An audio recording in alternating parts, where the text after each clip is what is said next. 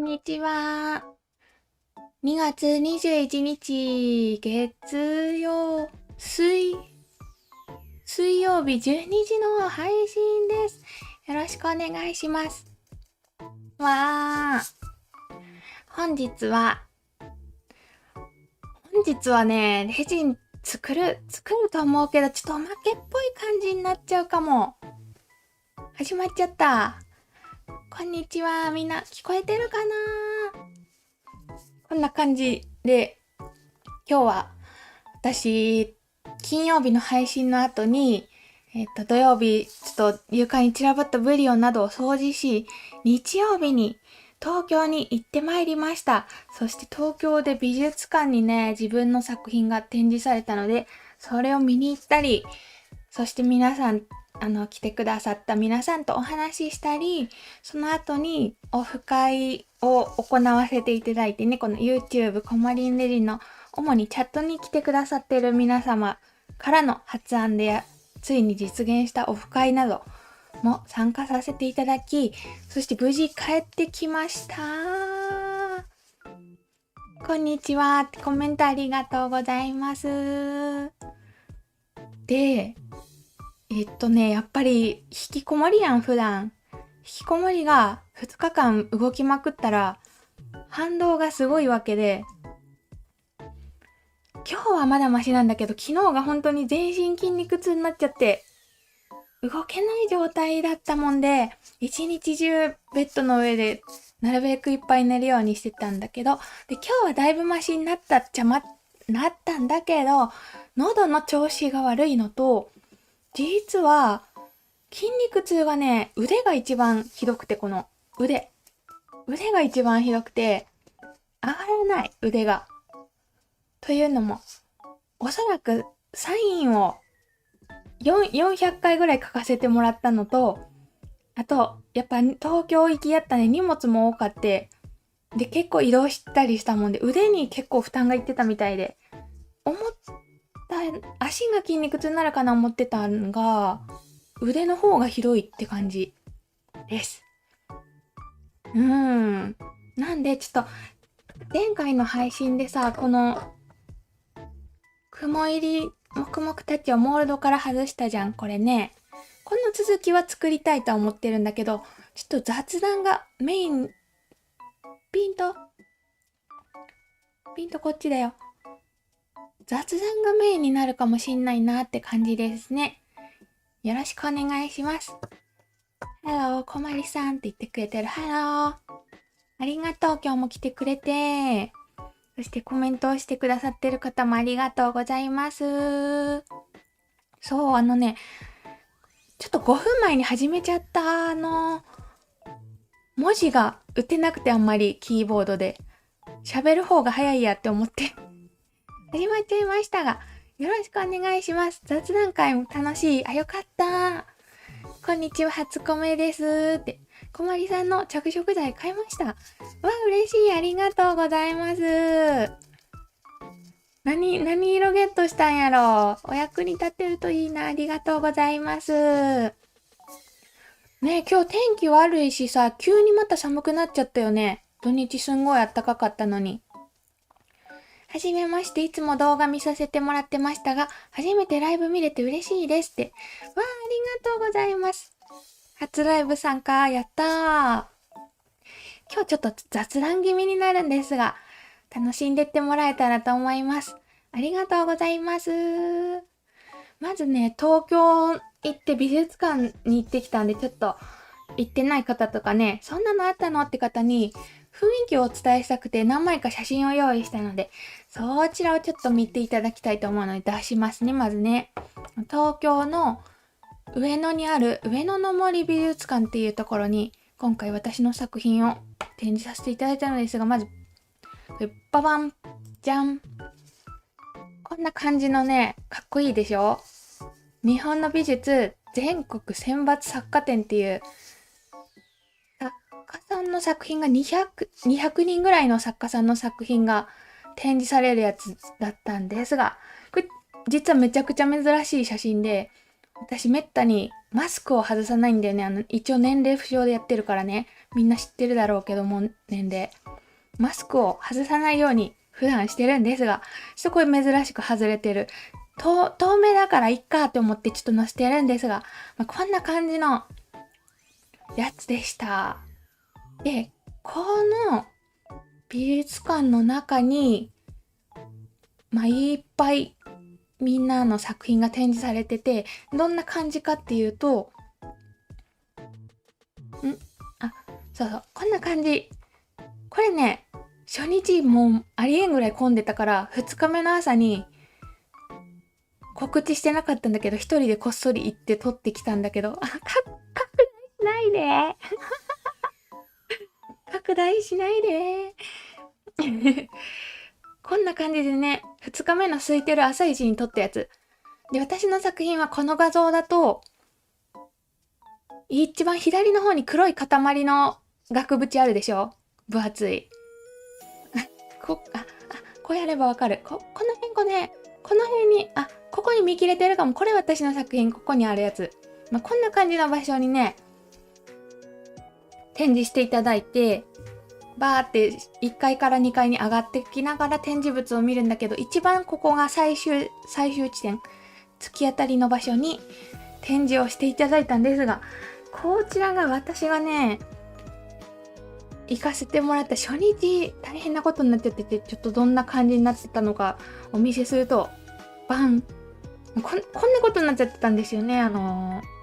最初の日の13時から15時までだけ私がいるよっていう風に告知をしてたんですが、ちょっとこんな感じで、こちらは来てくださった方が送ってくれた写真なんですが、すごい来てくださってね、多分写真撮ったりお話したの100人ぐらいいたと思うんですが、本当に想像以上にたくさんの方が見に来てくださって、で、私はこの時気づいてなくて、自分の列ができてるのに、後でみんなに教えてもらって知ったんですが、赤ワニに取れる手袋ついてる人があって、青色だからめっちゃ目立つね。そう、ニトリル手袋も30人ぐらいの方がつけてくれてたかなって思うんだけど、初コメです。初めてリアルタイムで見れましたって。ありがとうございます。美味しそうな名前だな。よろしくお願いします。こんな感じで行列ができ、そして私のポストカードが販売されてたのが2時間で売り切れ。これ反対から見ると、私目線から見ると、こんな感じでなってて、フロアの奥が画像の、こっちの方、フロアの奥、ここまで行列ができてたみたいで、私の。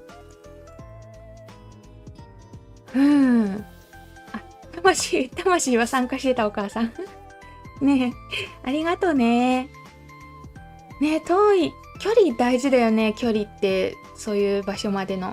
私も遠かったな。そして、美術館が入場制限になるという、30分待ちとかで30分とか待たないと入れないとかなっちゃうレベルやって、もちろん初日やでね、他の作家さんもいらしてたやろうし、そういうのもあるんやろうけれども、1時に開演して2時半ぐらいから入場制限になっちゃったらしい。そんな感じですごい熱気の美術館らしからぬ熱気のあるイベントとなりました。本当に会いに来てくださった方もありがとうございました。で、入場制限かかったあたりでポストカードがもう売り切れちゃってって私ね。で、コミュニティに投稿したんですけど、当日来たのに私のポストカード買えなかったよって方は、昨日コミュニティに投稿した URL から当日美術館に行ったよっていうのがわかる写真とか、私の作品の写真とか美術館で撮った写真送っていただくと、当日買えなかったポストカード、私がね、200枚持ってるんで、美術館の方に自分用に使ってくださいってもらったやつがね、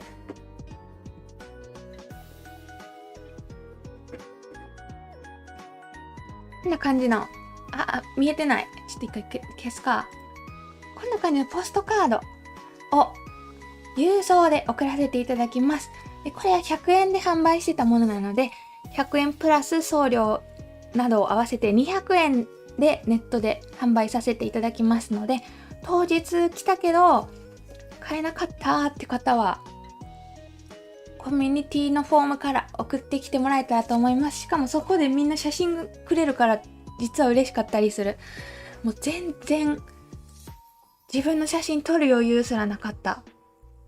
でこれは行列すぎてわかんないと思うんで、ちょっとどんな作品を展示したかを見せると、これ次の日に空いてる時撮ったやつね。真ん中の辺に丸いのがいっぱいあるでしょ。あれが私の作品で、もっと近づいていくとこんな感じのリアル花をもうバチコリギュッと詰め込んだ色テロみたいな作品にしたくて、なんかさーってさ、みんな美術館歩いて見てくじゃん。足止まるやつ作ろうって思って、とにかくなんじゃこりゃって思って花詰め込んだって感じだよね。そしてこちらの作品なんですが、実はさっき見したポストカード、ちょっと一回こっち、これと実は違う作品なんだよね。ポストカードは美術館に展示が決まった8月なんで、もう半年以上前に作ったやつで、このポストカード用に1回撮影されたものなんだけど、全部リアル花なんで色あせちゃうんだよね、数ヶ月で。なもんでこれね、8月に作ったんで、実はお花も夏の花が多くて、今回展示したやつとだいぶ雰囲気が違うんだけど、ポストカードはこちら8月に作ったやつが届いて、で今展示明日までされてるかな。今回展示した方は冬の花がメインで、ちょっと色が深い感じになってるかな。別物となっております。こちらは1月にもう直前に作ろうって思って、1月年明けぐらいからずっと作ってたんだけど、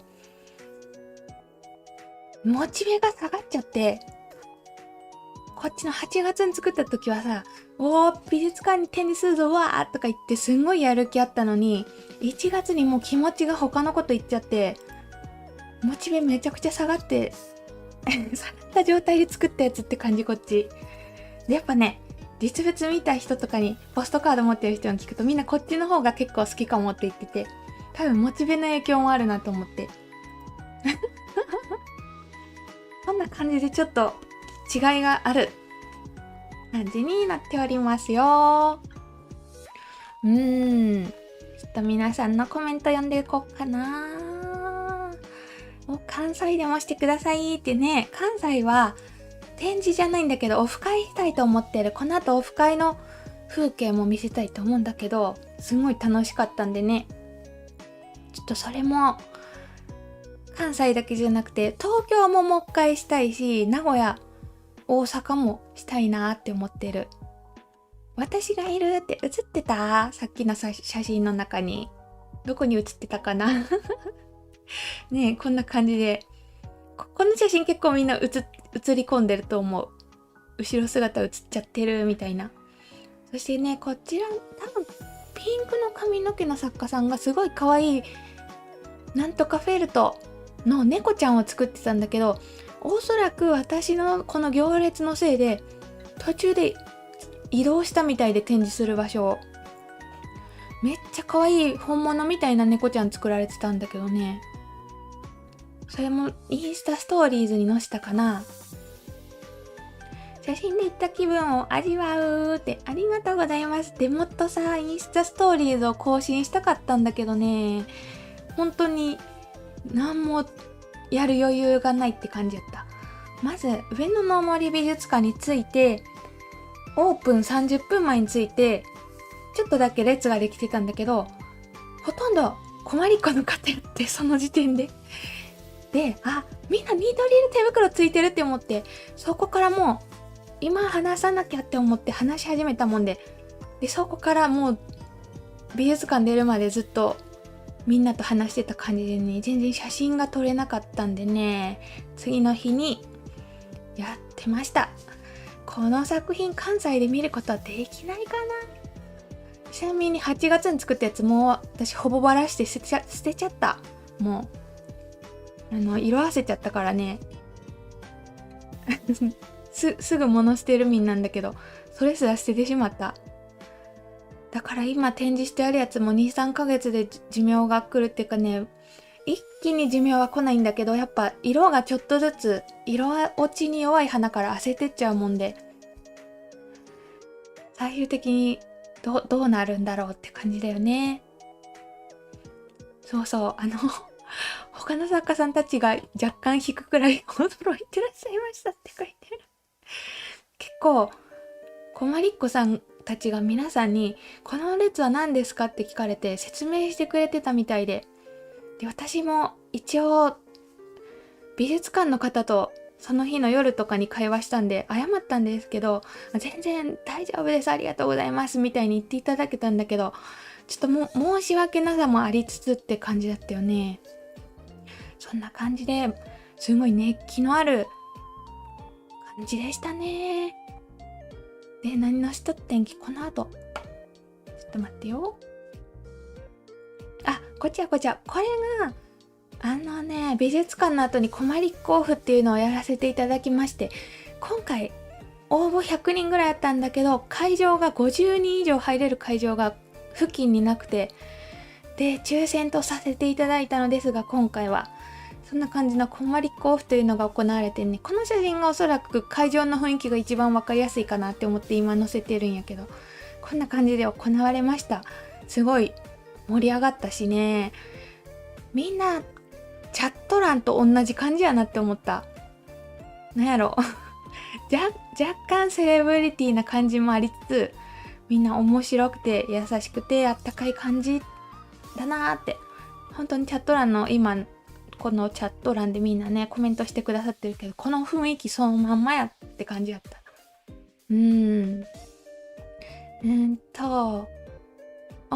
私展示品見に行きましたが、入場宣言かかってて入るのに30分ぐらいかかりましたって言ったよね。2時半ぐらいにかかったんかな、確か。みんな捨てたのもったいないって言ってる。そう。いやー、でもそのうち最終的に茶色になっちゃうからさ、それでも欲しいかな。みんなびっくりするね。私レジン作品ねポコポコしてるんだよね、普段。多分これやったらみんな欲しいって思うものもビャーって捨ててしまうというのもなかったことにしたくて、なんだろう、劣化したものとか失敗しちゃったものっていう謎の精神が働いて、いつもすぐ捨てちゃうって感じ。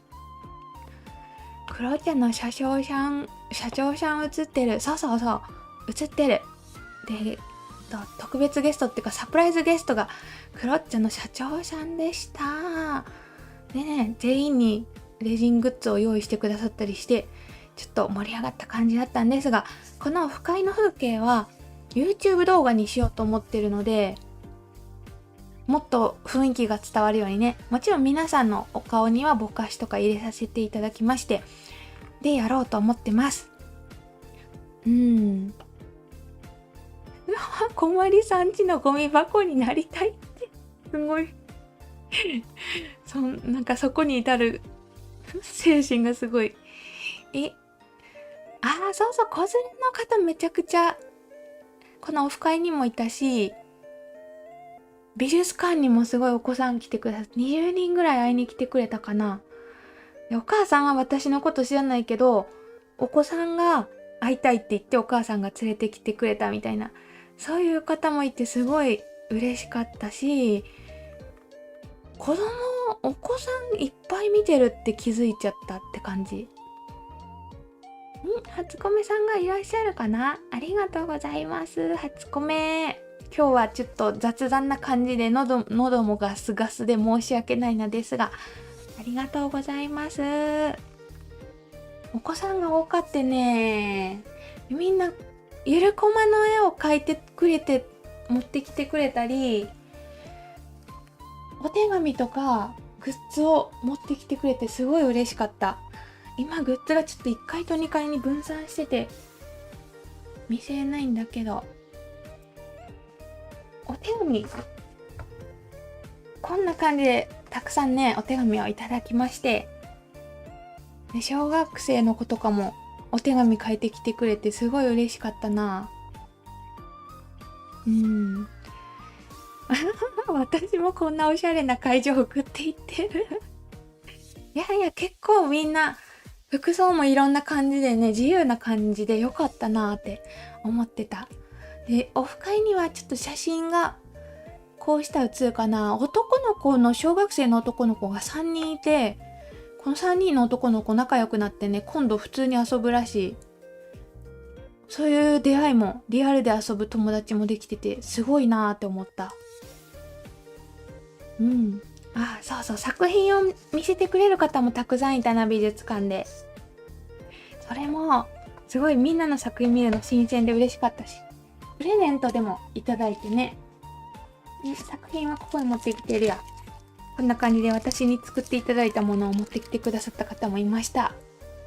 カービィちゃんのチョコモールドをカービィ版に改造したやつかなとかね、くまちゃんの作品を持ってきてくれた方もいて、ありがたく飾らせていただきますね。うちの9歳息子もこまりさんって言ってるよって。嬉しい。小学生の男の子がこまりんっていつも言ってるとか言ってくれてね、すごい嬉しかったな。こまりんレジンチャンネル見せたら穏やかな子に育ちそう。そっかな。ね、でも私、すごい改めて考え直そうと思ったのが、小学生の子が見てくれるから、もうちょっと子供が楽しめることも言った方がいいんじゃないって、なんか、ちょっと考えを改めたよね。なんで、もうそろそろ発信してもいいかなって思うんで、ちょっと、今から始まることを説明するんだけどね、小学生向けの本にレジンの作り方の執筆をさせていただくことになって、今週から始まるんだけど、打ち合わせとかが。小学生向けに販売されるレジン本にレジンの作り方を執筆させていただくお仕事いただきまして、全国の図書館に置かれるということで、ちょっと小学生向けに作るもんで、小学生向けでも恥ずかしくない使用していきたいと思ってて、お子さんがいらっしゃる方とか、よかったらアドバイスをいただけたらと。お子さんは何を作るのが好きとか、自分の子供たち見ててもなんとなく雰囲気は分かれんけど、猫ミームとか流行ってるでしょ今。小学生か小学生だけなのか全体で若者全体に流行ってるのか分かんないんだけど、猫ミームって流行ってるでしょ。そういうのもさ、流行りを追って小学生でも楽しめるような話もできるようになりたいなって思ってる。億万長者。私億万長者になってたから、これで株式会社バチコリ作るね。天気はね、日曜日めちゃくちゃ晴れてたし、あったかかったよね。で、月曜日小雨だけど無理やり観光した感じで、今日すごい雨だよね。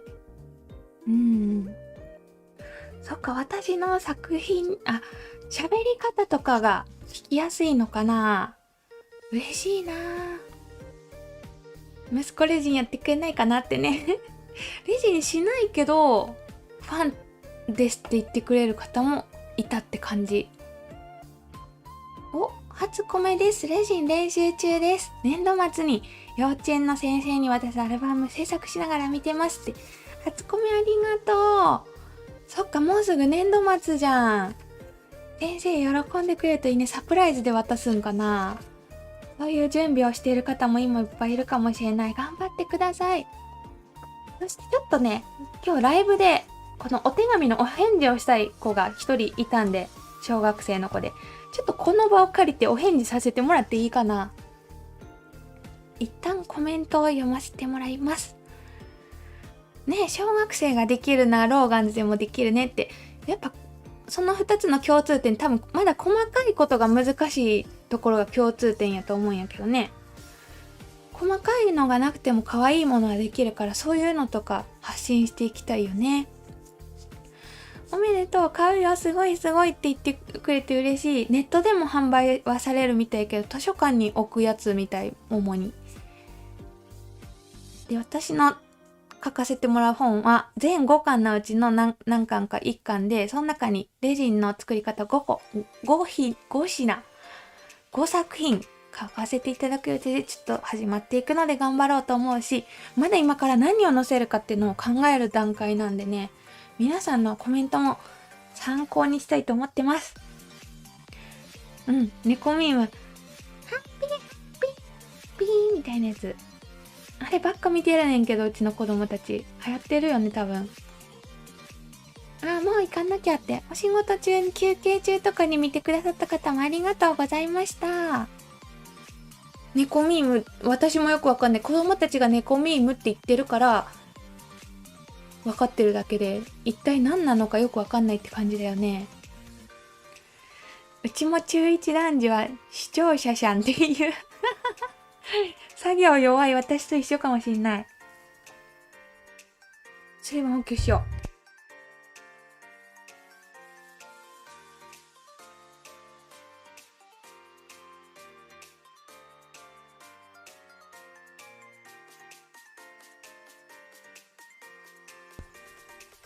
レジン本持って資材買いに来てくれる子がいるからありがたいですって。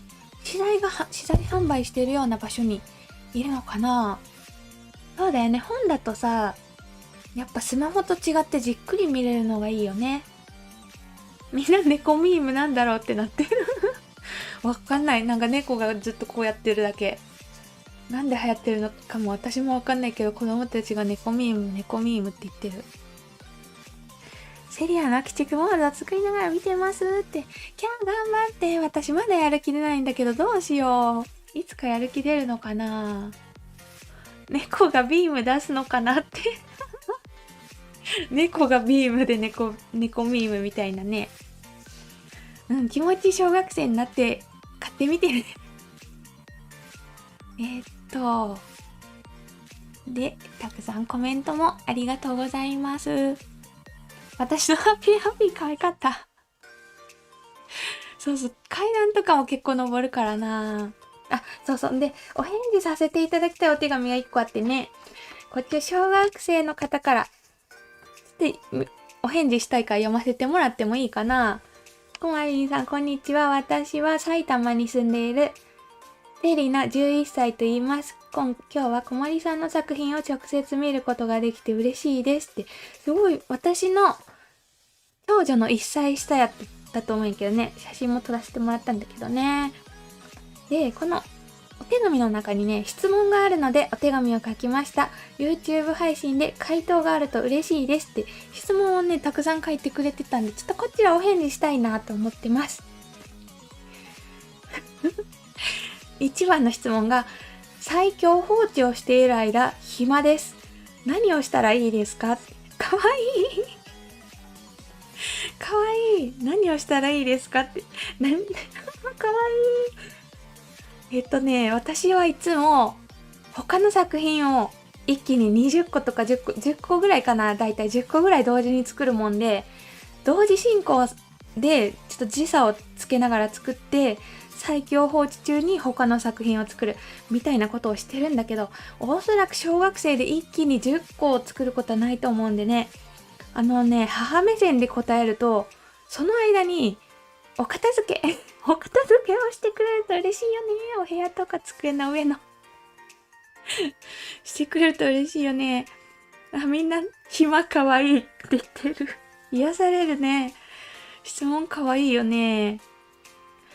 お片付けをするのもいいしね。レジにしてる時って机の上どんどん散らかっていくでしょ。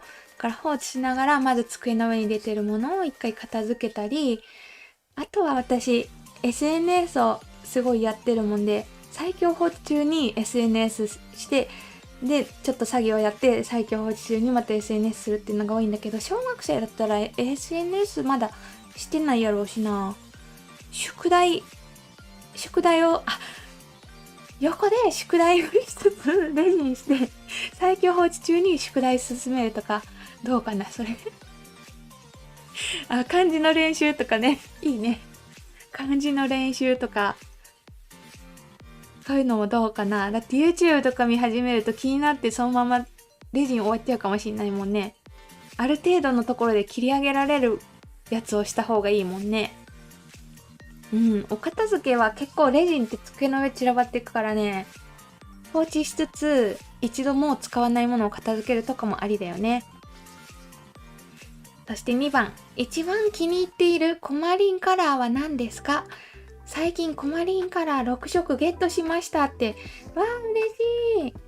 一番気に入ってるのはこの桜カラーが一番気に入ってる。だけど実は気に入ってるのは桜なんだけど、実は一番使ってるのはナッツって感じ。ナッツカラーね、くまちゃん色になるんでね、くまちゃんカラーが作りやすいんでよく使うのと、他の原色に混ぜてもらうとくすませれるんだよね。なので実はめちゃくちゃ使える場所が多かったりして、一番気に入ってるのは桜だけど一番使ってるのはナッツですっていう感じかな。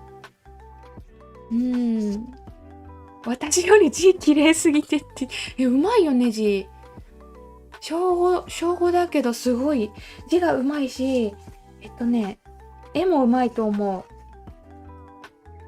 う。見てかわいい。私のオリジナルキャラクターセーリナちゃんだからセーリなんだってかわいい。シルエットがかわいいし、メガネかけたりしてね、かわいいよね。なんかちょっとこういうお子さんからのもすごい嬉しいなって思いました。3番、今までこまりさんが作った中で一番気に入った作品は何ですか？ちなみに私は一番宇宙柄が好きです。決めれないかもしれない。一番は真面目に決めれないかもしれない。ちょっと自分のインスタ見てみていいかな。一番気に入った作品、やっぱさ、脳みそが劣化してるから昔作った自分の作品を覚えてないんだよね。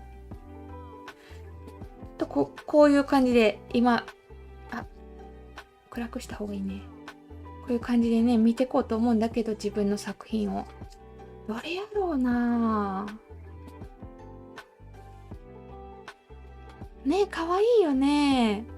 字も絵も可愛いし器用なんだろうなってそれだけでわかるよね。自分の作品で一番気に入ってるの難しすぎる。本当に忘れちゃうよね、やっぱり今まで作ったもの。皆さんはありますか？自分が作った作品で一番これが気に入ってるってやつ。写真だけで言うとこの写真めちゃくちゃ気に入ってて、見えないかな、ちょっと暗くしたら見えるかな。この写真はめちゃくちゃ気に入ってる。写真だけね。作品自体は一番ではないんだけど。難しいぞこれ。私劣化じゃなくて引き出し多すぎて開ける場所わからなくなってるだけですよって。確かにそういうことにしとこう。どれだろうね。そこはサビキンと言ってって言ってる。サビキンって作品なんかな、そもそもあれ。今こんにちはって来てくれた方もありがとうございます。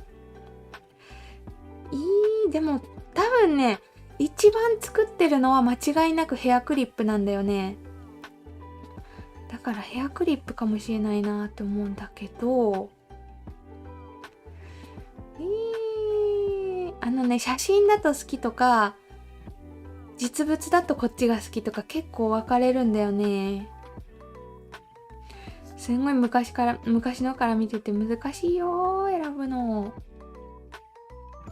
宇宙柄が好きって言ってもらえるのも嬉しいね。確かに海、宇宙、空とかいろいろ作ってるけど、まだその中で言うと私は花がダントツに好きなんだけど、花作品が。お花作品なのは間違いなくて、今花作品の中でどれかなって選んでる感じかな。いやでもやっぱヘアクリップになるかな。でヘアクリップの中でもどれが好きかってなるんだけど、かすみそうかもしんないけど、ノースポールとかミモザも好きなんだけど、ちょっといっぱい載ってる写真を一度見せると、おそらく一番作ってるのは一番楽しいからであって、こんな感じでヘアクリップかな。多分私が一番好きなのはヘアクリップで、ヘアクリップの中でもミモザ入れたりノースポール入れたり、反射しちゃうね。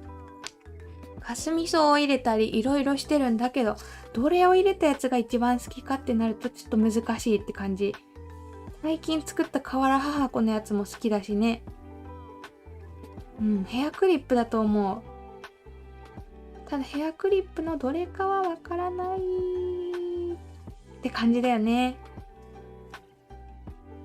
だから回答は一番気に入った作品はヘアクリップでしたということです。みんなのコメントだと、宇宙柄推し、宇宙柄好きな方多いんだよね。やっぱ癒されるからかな、幻想的な感じで。つこめさんも来てくださってる？ありがとうございます。ぐるぐるっと見させてもらって、初コメ失礼しますって、ありがとうございます。嬉しい。ゆっくり、ちょっと今日雑談で申し訳ないんですが、レジン見たい方には後で一応作ろうとは思ってる。楽しんでってください。こんにちは。体調優れず困り点いけませんでしたが、皆さんのインスタで温かい気持ちになれましたって。ありがとうございます。インフル流行ってるでしょ。インフルと、あとちょっとまだコロナもちょっとあるから、来れなかった方多かってね、残念やった。流行りが早く終わってくれてたらよかったんだけどね。ほんと長引くね、インフル。ありがとうございます。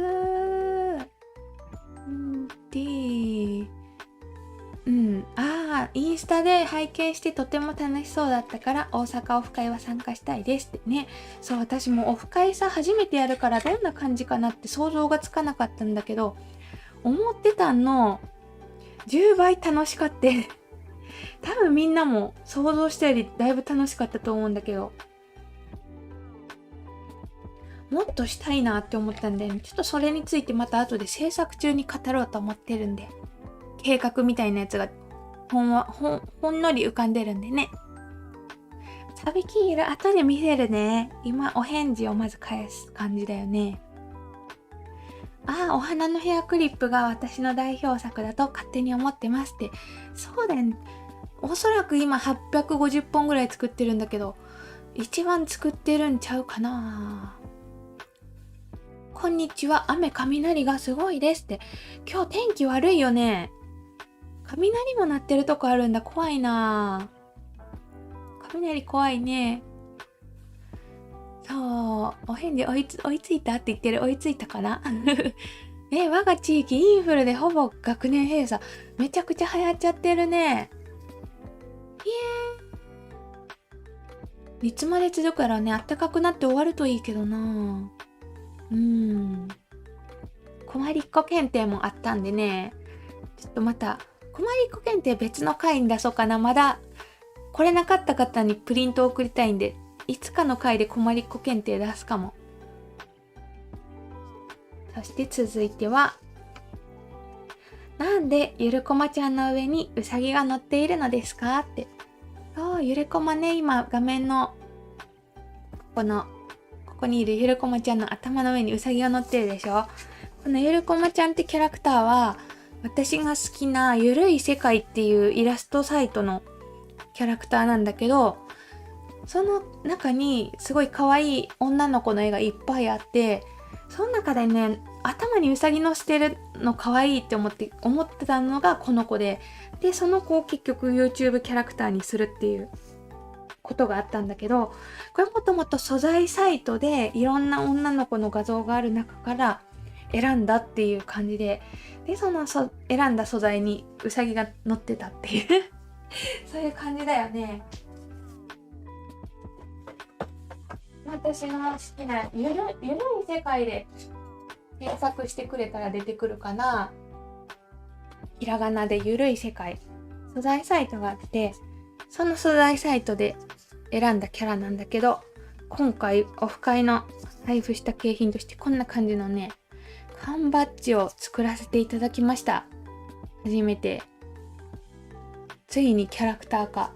そして皆さんがくれたプレゼントの中にもこんなゆるこまクッキーを、これプリントできる、ネットでプリント注文できるんかな、クッキーが。こんなやつを作ってきてくださった方がいてね、ゆるこまがキャラクター化しているって感じだよね。ちなみにこれ缶バッジとかにするときとか、普段もカードによく使ってるんだけどね、ゆるい世界さんにちゃんと DM して確認取ってから作ってますので、ご安心くださいって感じだよね。あはは、猫だと思ってた。確かに耳そんな長くないから猫っぽくもあるよね。一応多分ウサギだと思う。頭にクマ乗せたいって。ねえ。私一番クマが好きなんだよね。なのに頭にウサギ乗っちゃってるからさ、今度ちょっとゆるい世界さんに、確かオーダーを受け付けてた気がするから、ゆるこまの頭クマバージョンとか作ってもらおうかなって思ってる、ゆるい世界さんに。そうでね、クマ好きなのにウサギ乗っとるねんな。そのうち小森さんの個展とか開催されないかしらって。ねえ、でもさ、レジン作品で個展ってさ、難しいよね。やっぱレジンってちっちゃいじゃん、基本的に。今回もだいぶレジンで大きいもの作るにはどうすればいいかみたいにめっちゃ考えてここにたどり着いたんだけど、レジン作品ってそもそもちっちゃいものが多いから、個展するとしたらこんなでっかい額縁の真ん中にちょんちょんって乗ってるやつ、レジン作品がちょんちょんっておるやつをいっぱい飾るとか、なんかそういうしょぼいレベルになりそう。検定プリント欲しいって、あれスタッフさん検定プリント持って帰らんかったんかな。欲しかったね、それは。欲しかったね。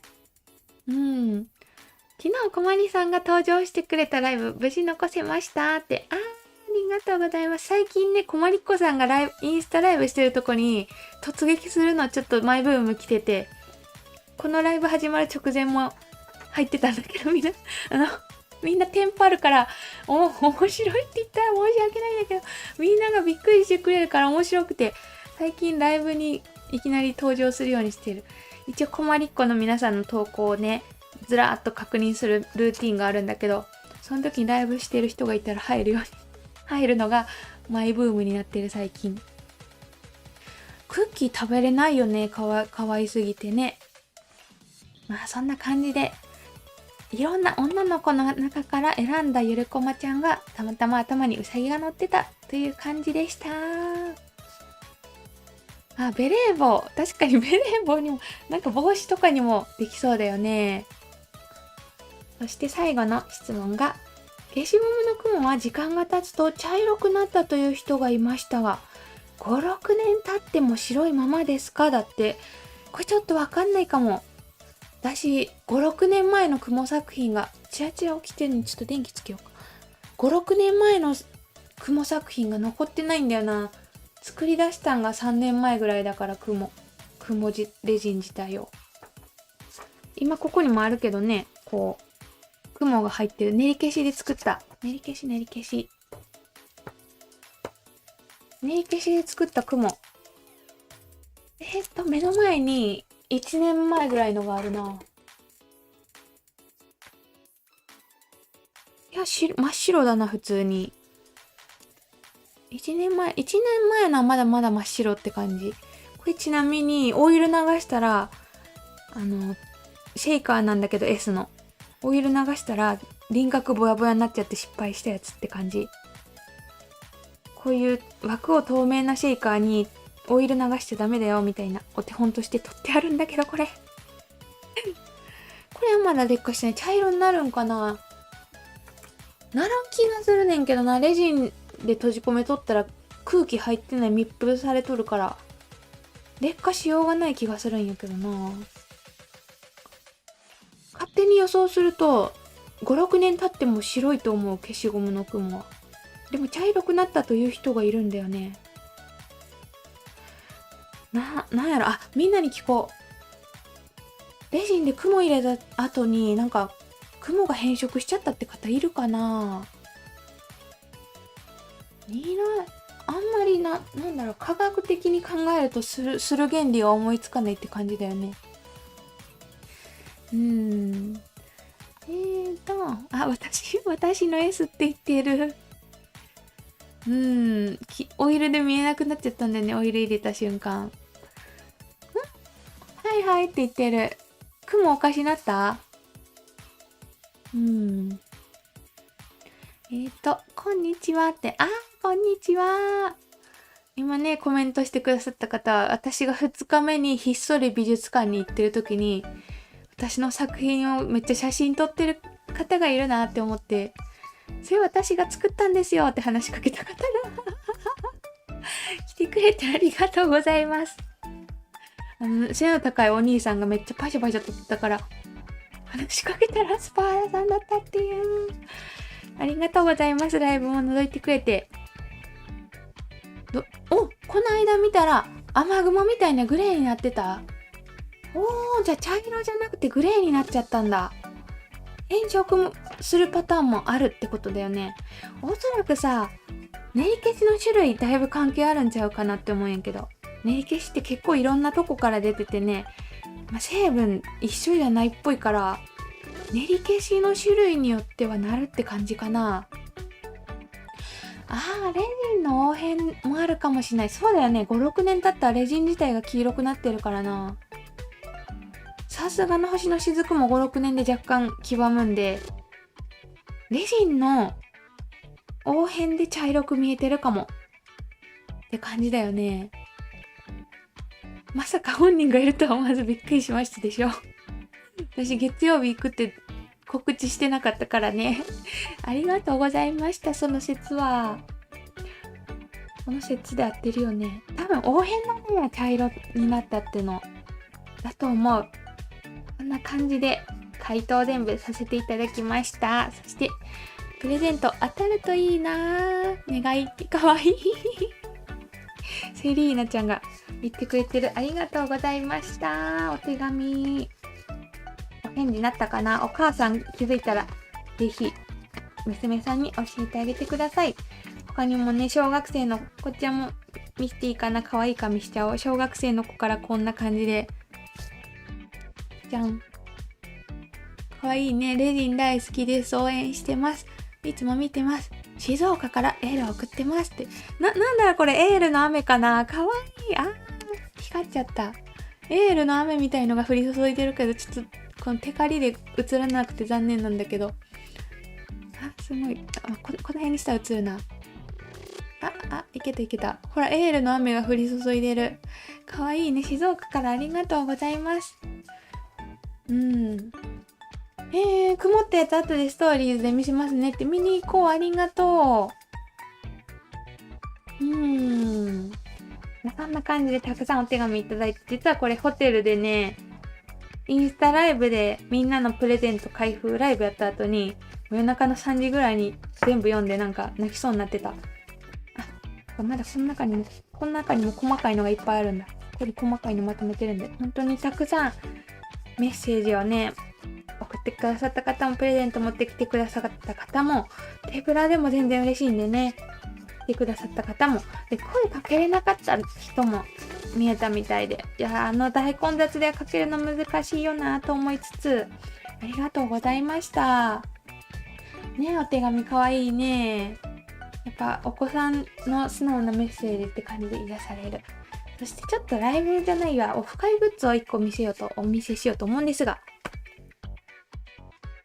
大きすぎて映らんかもしれんで、上から徐々に行こうかな。これね、オフ会の会場に置かせてもらったやつです。ちょっとよかったら今見せさせてもらおうと思うんですが、まず上の方から、じゃん。コマリンレジンの仲間たちっていうこんな額縁をオフ会の会場に飾って撮影 OK にしました。よかったら今見ていってください。まず一番大事なサビキン。サビクマ&側近ね。失敗から生まれたコマリンレジン名物キャラ。関西育ちお笑い芸人。本名は黒川サビクマ、佐山側近。指で触って OK です。ザラザラを確かめてねって感じでね、こう結構だいぶザラザラなんだよね、これ質感が。なんでこちらを置かせていただいたのと、これもねライブで生まれたサビキンハウスについてるおパンチクマね。上から見るとほんまにパンツやねんな。このクマちゃんがこう上から見てしまうと一気にパンツかぶってる感がすごいんだけど、バッチコリ上から撮ってらっしゃる方もいたよね。そうねえ、ありがとう。ザラザラしたかった。お触りで OK だったの。側近の名付け親、そうだよね。生サビキンは、ね、みんなが思ってたより色が薄かったらしい。これ今後のオフ会にも持ってこうと思ってる。で、次に真ん中の方に行くとこんな感じで、あれマネがいない。ちょっと待って、マネがいない。ここにいたはずのマネがいない。どうしよう。荷物の中かな。落としてないといいけど。マネがいない。ここにほんまピンク色のマグネットネイルで作ったマネが貼り付いててんけど、今いないね。もしかして荷物の中にいるのかもしれない。キラキラコレクションだけあるマネの。マネがキラキラ大好きね。設定は給料未払いで頑張っているサビキンのマネージャー。キラキラなものに目がないって書いてあって、ちゃんとコレクションもマネが集めてるコレクションも展示したんだけど、ちょっとマネがどっか行っちゃった。未払いだからグレたんかな。ちょっと未払いのせいが結構あるかもしんない。払ってくれたら出ますよ的な、そんな感じになってるかもしれない。ブラックすぎて逃走かもしれない。ちょっとね、いない。どっかいるかもしれないから、ちょっと後で探してみようと思います。この辺につけといて、サビキンのネックレスも取れてるな、よく考えたら。サビキンのね、ちょっとチャラ男になる時のネックレス、チェーンつけといたのも取れてる。それはいいんやけど、マネがちょっと心配だよね。で、続いてが、社長の小川マロさん。ちいかわマロと呼んでもいいよね。ちいかわの顔をトレースして作ったんで、この顔。名付けてくださった方は、ちいかわって読みたいらしい。ここのね、小川マロにしてるけど、ちいかわマロでも可能。ほんわか優しいサビキン事務所の社長。よくお腹をベッドにされている。そんな感じで。だいぶ反っちゃってるんだけどね、後から表面コーティングとかした時に反っちゃったんだけど、いい感じに乗りやすい感じに反ってるんで、それも見ていただきました。ムチギンギンが耐えれなかったかもしれないよね。そんな気がする。そうそう、側近を落とした話も後ほどさせていただきますね。こまりさん、こまりっ子の皆様、こんにちは。美術館行きましたよ。チョコとお花持って行ったのに、一足遅かった。一足違いだったみたいで、お会いできなくて残念でしたって。キャー、残念だった。来てくれてありがとうございました。一応1時から3時までいるっていう告知をしてて、3時半ぐらいにはけたと思うねんけどね、ちょっと美術館が混んでて入場制限とかが起きちゃったせいで、そのタイミングで会えなかった方もいるかもしんないな。もうちょっと余裕を持ってスケジューリングすればよかったねって反省してる。いや、でも来てくれてありがとうございました。素敵なもお見せするとこんな感じで、こちらは初めて樹脂ホイップに挑戦したやつ下手すぎたんだよね。ちょっとそれも見せとこう思って持っていきました。そして結構最近のライブかな、猫好きが作ったやつも可愛かったんでね、せっかくなんで展示しようってことで猫好きの持っていきました。そしてこれ意外とみんな知ってるか知らないかわかんないんだけど、実はコマリンレジンのショート動画でね、一番再生されてるのがこの2つのやつらね、やつら。コマリンレジンで一番再生されているやつら。実はコロナで40度の時に作ったのだとか。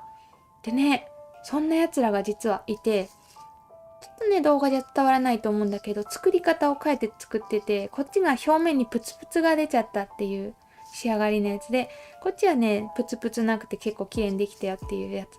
これコマリンレジンのチャンネルページ飛んでもらうと結構上の方に出てると思うんで、気になる方は見てみてください。こいつらも連れて行きました。お仕事に行かれる方とかね、ご用事の方もいってらっしゃい。こんな感じで展示してて、これは今後のオフでも持っていこうと思ってるのでね、またなんか考えたいと思っております。そうして、1個載せ忘れてるんじゃない？オフ会の次に、こんな感じで、会場に今見せたやつらとか、あと、モデレーターさん当日スタッフをしてくださった方が、いろんなね、装飾を作ってきてくれたんだよね。会場の壁に貼ったりする装飾を作ってきてくださって、こんな、でっかい、映らないかも。映ったかな？でっかいやつ壁にベターンってしてくれたりね、綺麗なほわほわのお花を飾ってくれたり、モデレーターさんがいろいろ作ってきてくれたんですが、その中に、こんなね、すごいでっかいでっかいサビキン作ってきてくれたんだよね。サビクマと側近を作ってきてくれて、見て、比較大きさ比較でっかい。こんなのをね作ってきてくださって、これはふわふわの上におそらく印刷してラミネートしてくれた、拡大印刷してラミネートしたねサビクモを貼ってくださったんだと思うんですが、でっかい。ちょっと比較見て、相当でかいよこれはねえ、これ作ってきてくださって、さっき見せたこういう感じで会場に飾られてたんだよね。みんなでかーって言ってるね。でっかいよね。で、この側近を私ね、落としてきちゃったんだよね。さっきインスタストーリーズで書いたんだけど、このオフ会終わってからホテルに行くまで、まずホテル近くまでタクシーで行って、そこからちょっとコンビニに行きたくなっちゃって、ホテルの近くのコンビニに行ったんだけど、その道中に荷物が多すぎて、キャリーバッグの上にボンって置いてたトートバッグみたいなやつから何回も荷物がポロって落ちて拾い直すっていうのを道中ずっとやってたんだけど、おそらくその時に側近も何回か落ちた記憶があって、3回ぐらい拾い直したんだけど、4回目に落ちた時に気づけんかったみたいで、私が上野の十勝町って場所の角にローソンがあるんだけど、そのローソンに向かう通り道だと思うんだけど、そこでね側近を落としちゃったんだよね。あれ、間違えた。待って、これ側近じゃない？よく見たら、御徒町ってみんな教えてくれてる。それ多分それだ。待って、気づいちゃった。これ側近だ。サビキンじゃないぞこれ。あれ、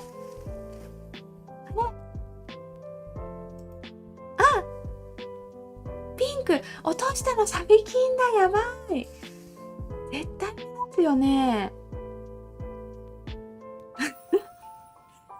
親が間違えてた。やばい、落としたのサビキンだ。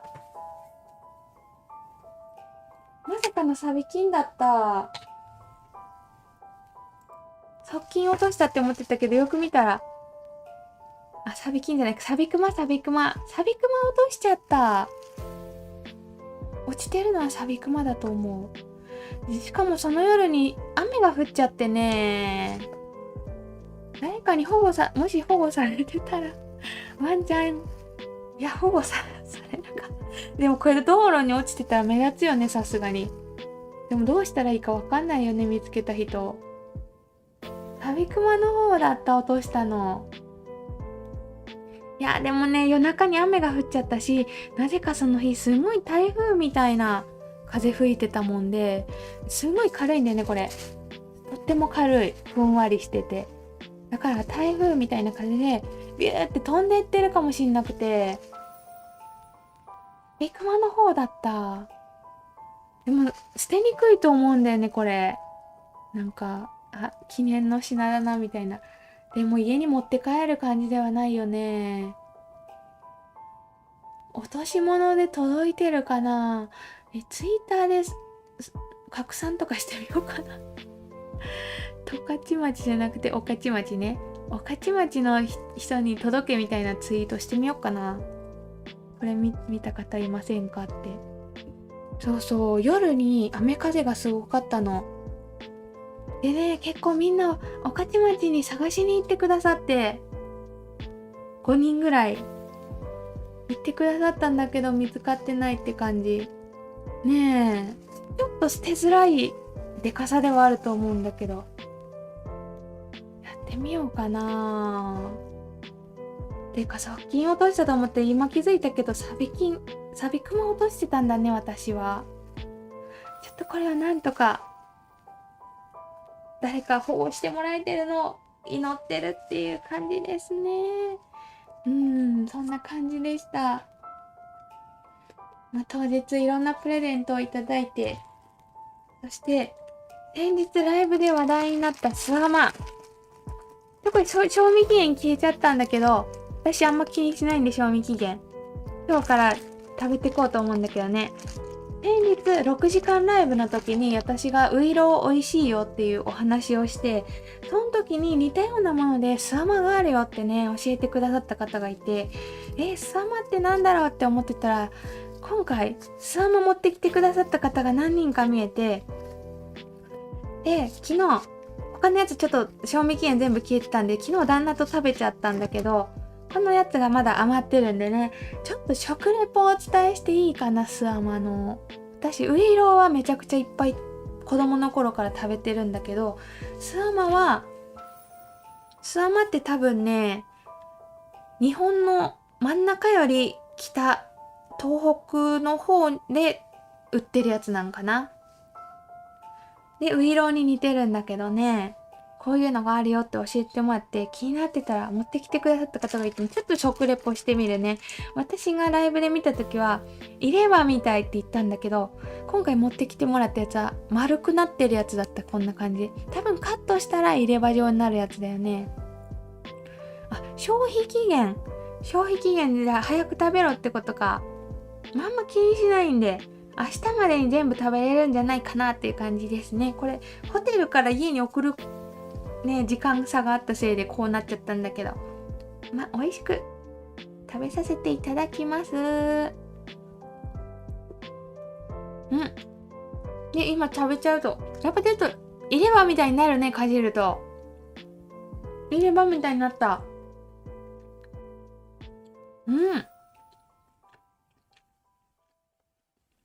美味しい。ね、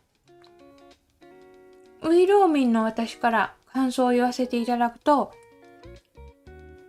ウイローより若干甘さは控えめかな。若干控えめだけど、米粉使ってるんだよね、これ。お米が入ってるんで、米感を感じる。若干お米の風味で美味しい。素材の味を感じる。なるほどね。消費期限超えちゃうと硬くなっちゃうから短いんだ。でも硬くても美味しいよ。多分もうちょっと早く食べたらもっと柔らかいんか。でも若干硬くても美味しいよ。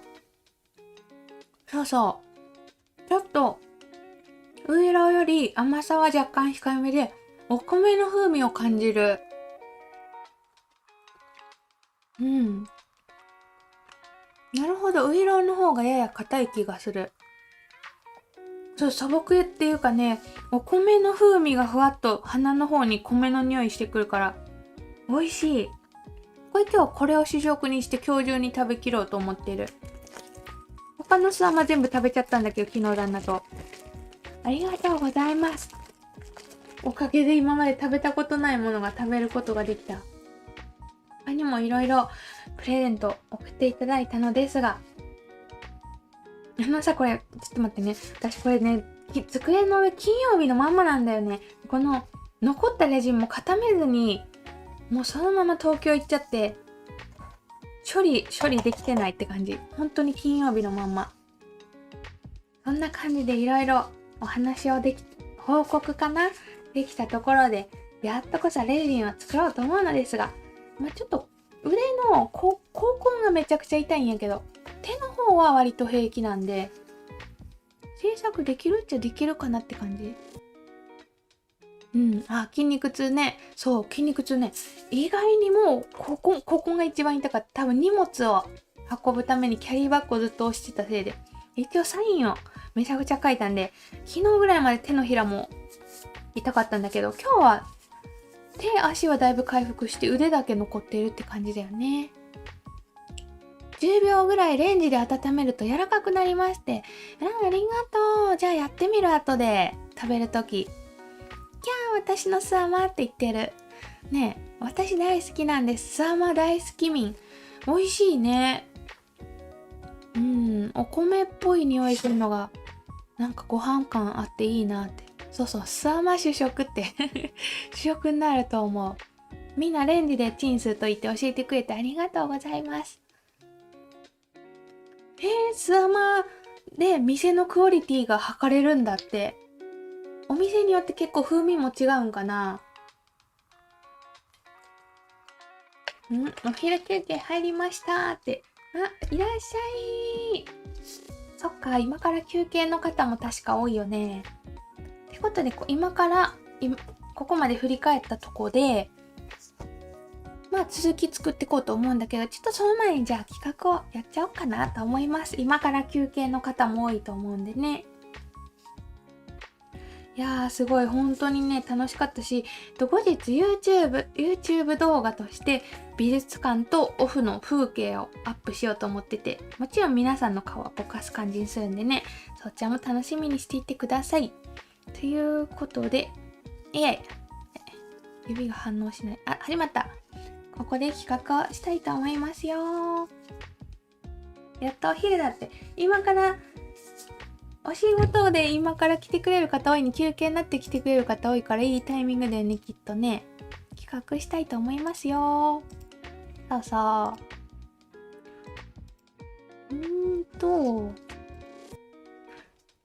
なんか5日間空いただけでさ、ライブの始め方とか、設定方法みたいに忘れちゃってるんだよね。レジンも5日間してないから、ダメになってるかもしんないね。ということで、プレゼントチャンスイエーイ。ただいまからリアルタイムでライブを見てる方10分間、プレゼントチャンスに応募できる時間になっております。ただいま概要欄にプレゼントに応募できる URL が登場しました。で、動画をずっと見てくださってる方お手数ですが、一回動画閉じて、もう一回開き直すと、多分、新しい概要欄になってると思うんでね。プレゼント、お名前とメールアドレスで応募できますので、ぜひ応募してください。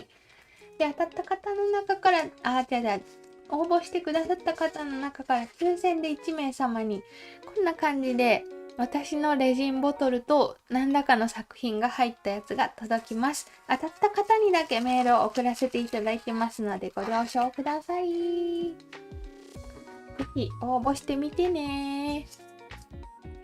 動画楽しみにしてましてありがとうございます。スアマをさあ、シンボルにする祭りやばいね。福島にあるんだ、そんなんが。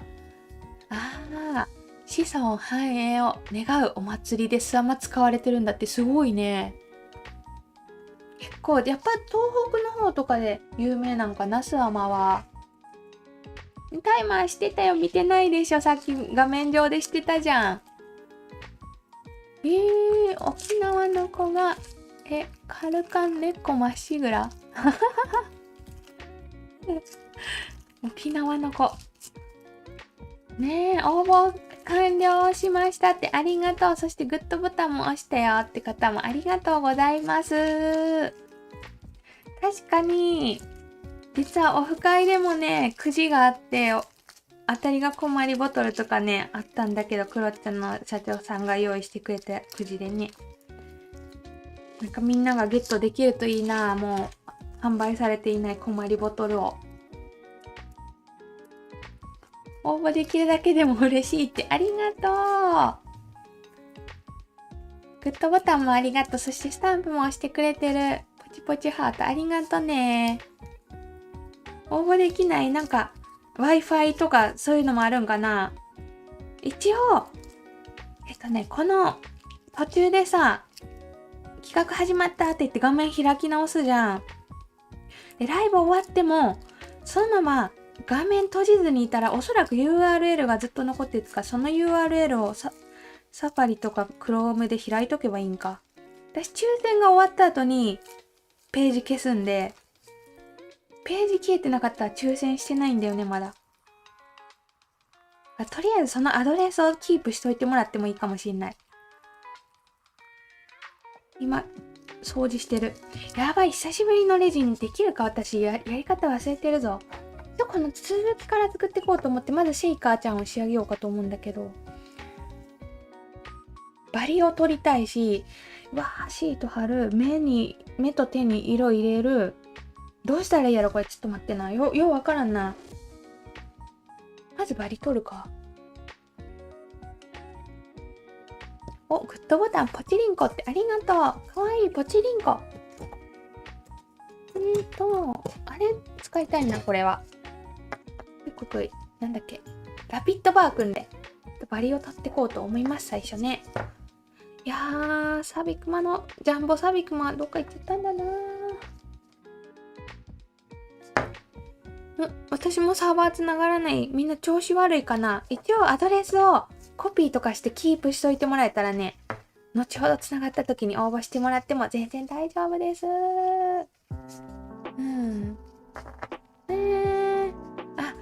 I love those clouds ってね、雲好き雲、黙々。かわいいよね。ありがとう。ずっとさ、私がライブじゃない時もアーカイブ見てコメントくれて嬉しい。アニー、Thank you。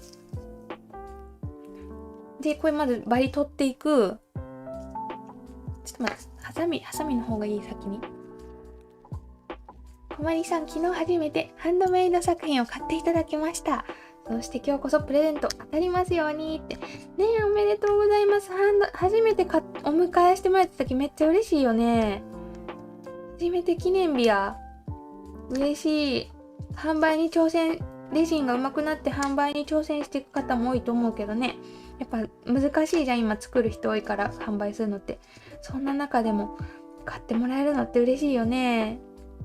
みんな頑張ってくださいね。おめでとう。クマアルファベットかわいいでしょ。過去にもめちゃくちゃ作ってるライブあるよ、確か。よかったら見てみてね。その時と作り方変わってないと思う、特に。なんかクマちゃん段差あるな、これ。これも直さなあかん。しかもカラーレジンで直すべきとこの気がする。もう固めちゃったカラーレジン。なんかバリいっぱいあるからとりあえず取ろうって感じだよね。これ。ヤスリ使わないときついかもなってボコボコになってるから。御徒町娘が探してきてくれるけどサビキンいないってね。探しに行ってくれる人いっぱいいてありがとう。もしかしてさ、御徒町でさ、なんかみんな地面をじーっと見ながらうろうろしてる人がいたら困りっ子仲間かもしんないから、そういうとこから縁とか生まれんかな。御徒町サビ金探しツアーみたいなできんかな。いやー、場所が分かればいいんやけどね、私も慣れない土地だからよく分かんなくて、角にローソンがあってそこに入ったのだけは覚えてるって感じ。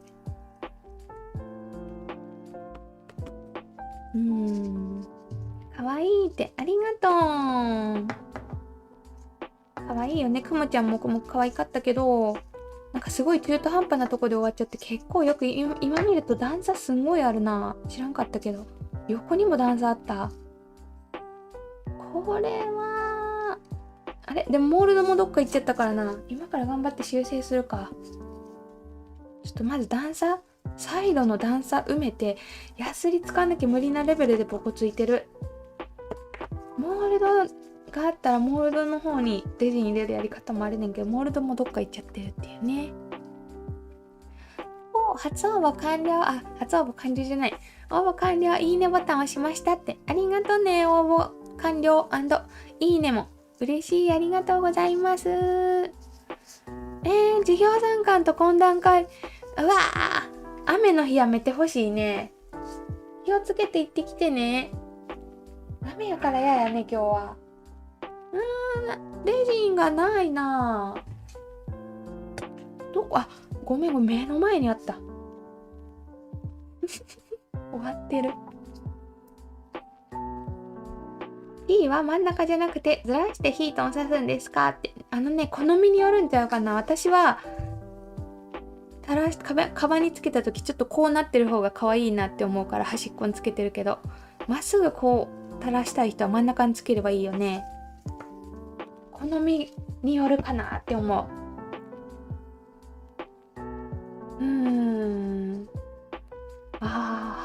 これハムスターかなってなったよね。確かクマじゃなくて、多分ハムスターじゃないってなった気がする。もうすごい見えるかな。段差がめちゃくちゃできちゃってるんで、ちょっと自分の手が真ん中に来る。この段差埋めからやんなきゃダメって感じだね。今回すごい中途半端な場所で終わっちゃったから、ライブ急いでたんだよね。日曜日に東京行くから、なんかとにかく体調を整えたくて一生懸命早寝したりね。1週間頑張ったな。規則正しく生きたら風邪ひかんだろうって信じて、なんかひたすら頑張った1週間。ほんまに旦那インフル、子供たち胃腸風邪やったけどうつらんかって嬉しかったし、困りっ子さんたちのアドバイスのおかげだよねって感じだった。サビキン探しツアーニトリル手袋をひっつけて探しに行くね。もし仲間がいるかもしんない、御徒町に。そういえばタミヤのクラフトバサミが生産終了っていうのをまた聞いたんですよねって。ほんまにでもさ、生産終了するようなってレベルで販売してないよね。普通やったらあんだけ売れとったらさ、もっとバカスコ作ればいいじゃん。なのにずっと売れてないってことは、なんか生産終了に向かってる感はあるよね。確かに。そうしたらもう他の彼氏探そっか。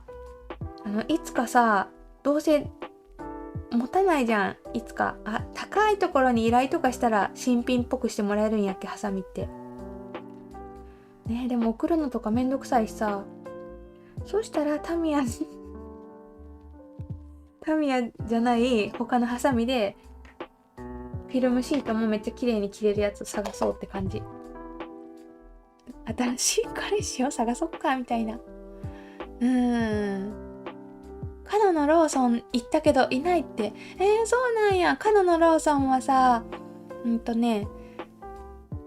席が結構ずるって、席がいっぱいあるローソンやって、お座りしながらお座りできる席がいっぱいあるローソンやって、その席側から店に入ったんだよね。まっすぐ歩いていって席の入り口にたどり着いて入ったから、その筋だと思うんだけどね。いや、探してくれてありがとうございます。さすがに2日経っちゃったから回収されてそうだね、どなたかに。その後保護されたのか捨てられてたのかは不明って感じだよね。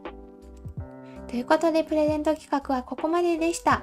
ご応募くださった方ありがとうございました。私も夫が2週間前から体調を崩してた。ねえ、もうやめてくれって思うよね。もうね、全員元気、家族。みんなすごい元気になってよ。だからご安心くださいね。大事な用事の前に自分が気をつけとんのにさ、家族が次々となんか持ってくるとさ、おーいってなるよね。あれ、埋めれたかな？本当に無理やと思って、今まで全ての病気が最終的に私に来とって、この家誰かがかかっても、誰かがかかったやつ最後私に来るみたいな、もうお決まりみたいになってたんやけど、今回だけマジ回避したな。やっぱ気をつけるといいんだね。もう自分の部屋にご飯とか洗濯とかする時以外ずっと自分の部屋にいて、自分の部屋から出る時にマスクとニトリル手袋絶対つけるようにして、で帰ってきたらすぐ手をアルコール消毒するみたいな。結構マジこの自分の部屋以外危険って思いながら生きてたから、そのおかげもあったかもしんない。でだいぶデコボコを埋めたんで、この後ここも埋めなきゃ。この後ヤスリがけするね。久しぶりのレジンが最初に大嫌いなヤスリがけなんて悲しすぎるけど頑張るぞ。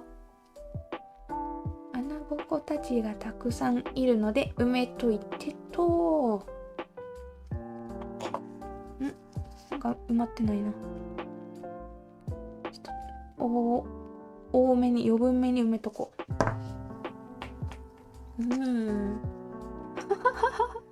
他の彼氏タミヤくんってなんか悲しくなってる。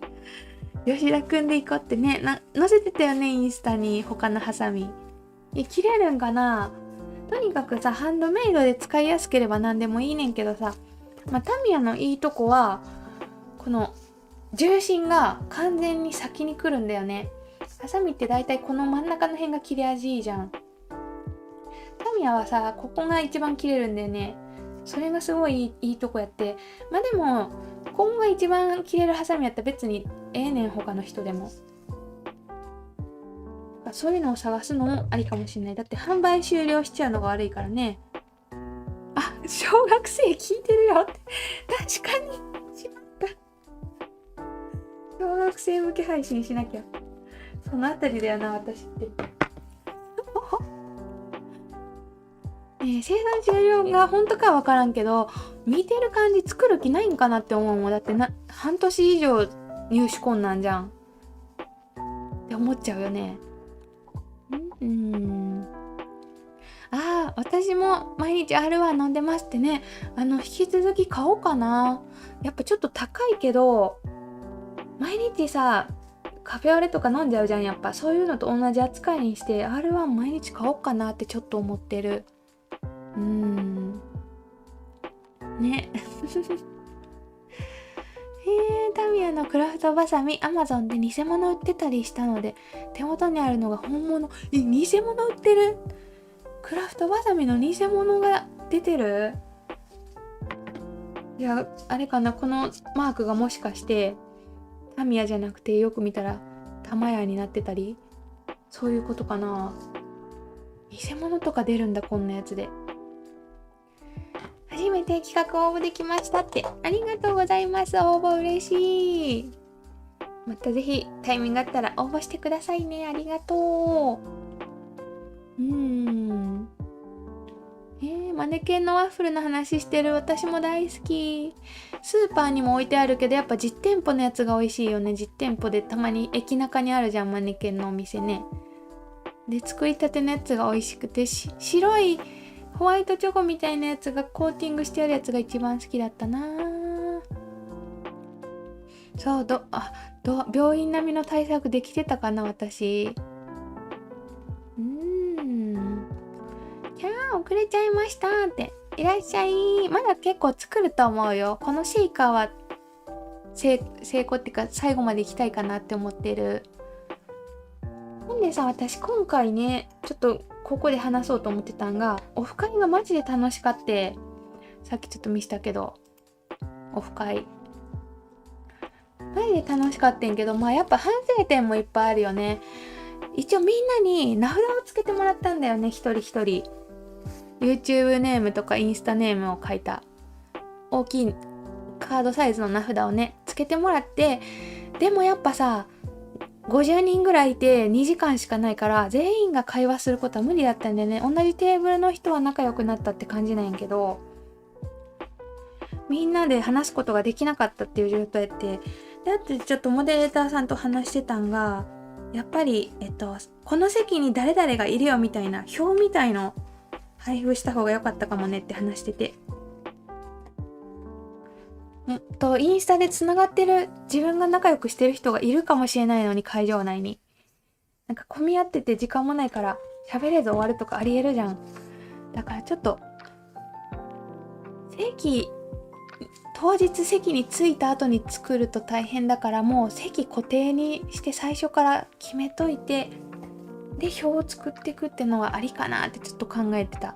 そうすると当日に偶然会場来る前に出会って仲良くなった方が一緒の席に座ろうと思っても、もう席が決められてるから別れちゃうっていうデメリットはあるんだけど、会場にいる全員を把握できるっていうメリットがあるもんで、ちょっとそれはどっちがいいかなって感じだよね。そう結婚式の席次表、それみたいな感じ、それにした方が私がいつもコメントしてる方があっちの席にいるって感じで移動しやすいと思うんでね、そうしたらよかったかなって思って。でも今回は美術館で仲良くなってそのままオフに一緒に来た人も結構いたから自由席って感じにしたんやけど、次回から席次表タイプにするかもしんない。ね。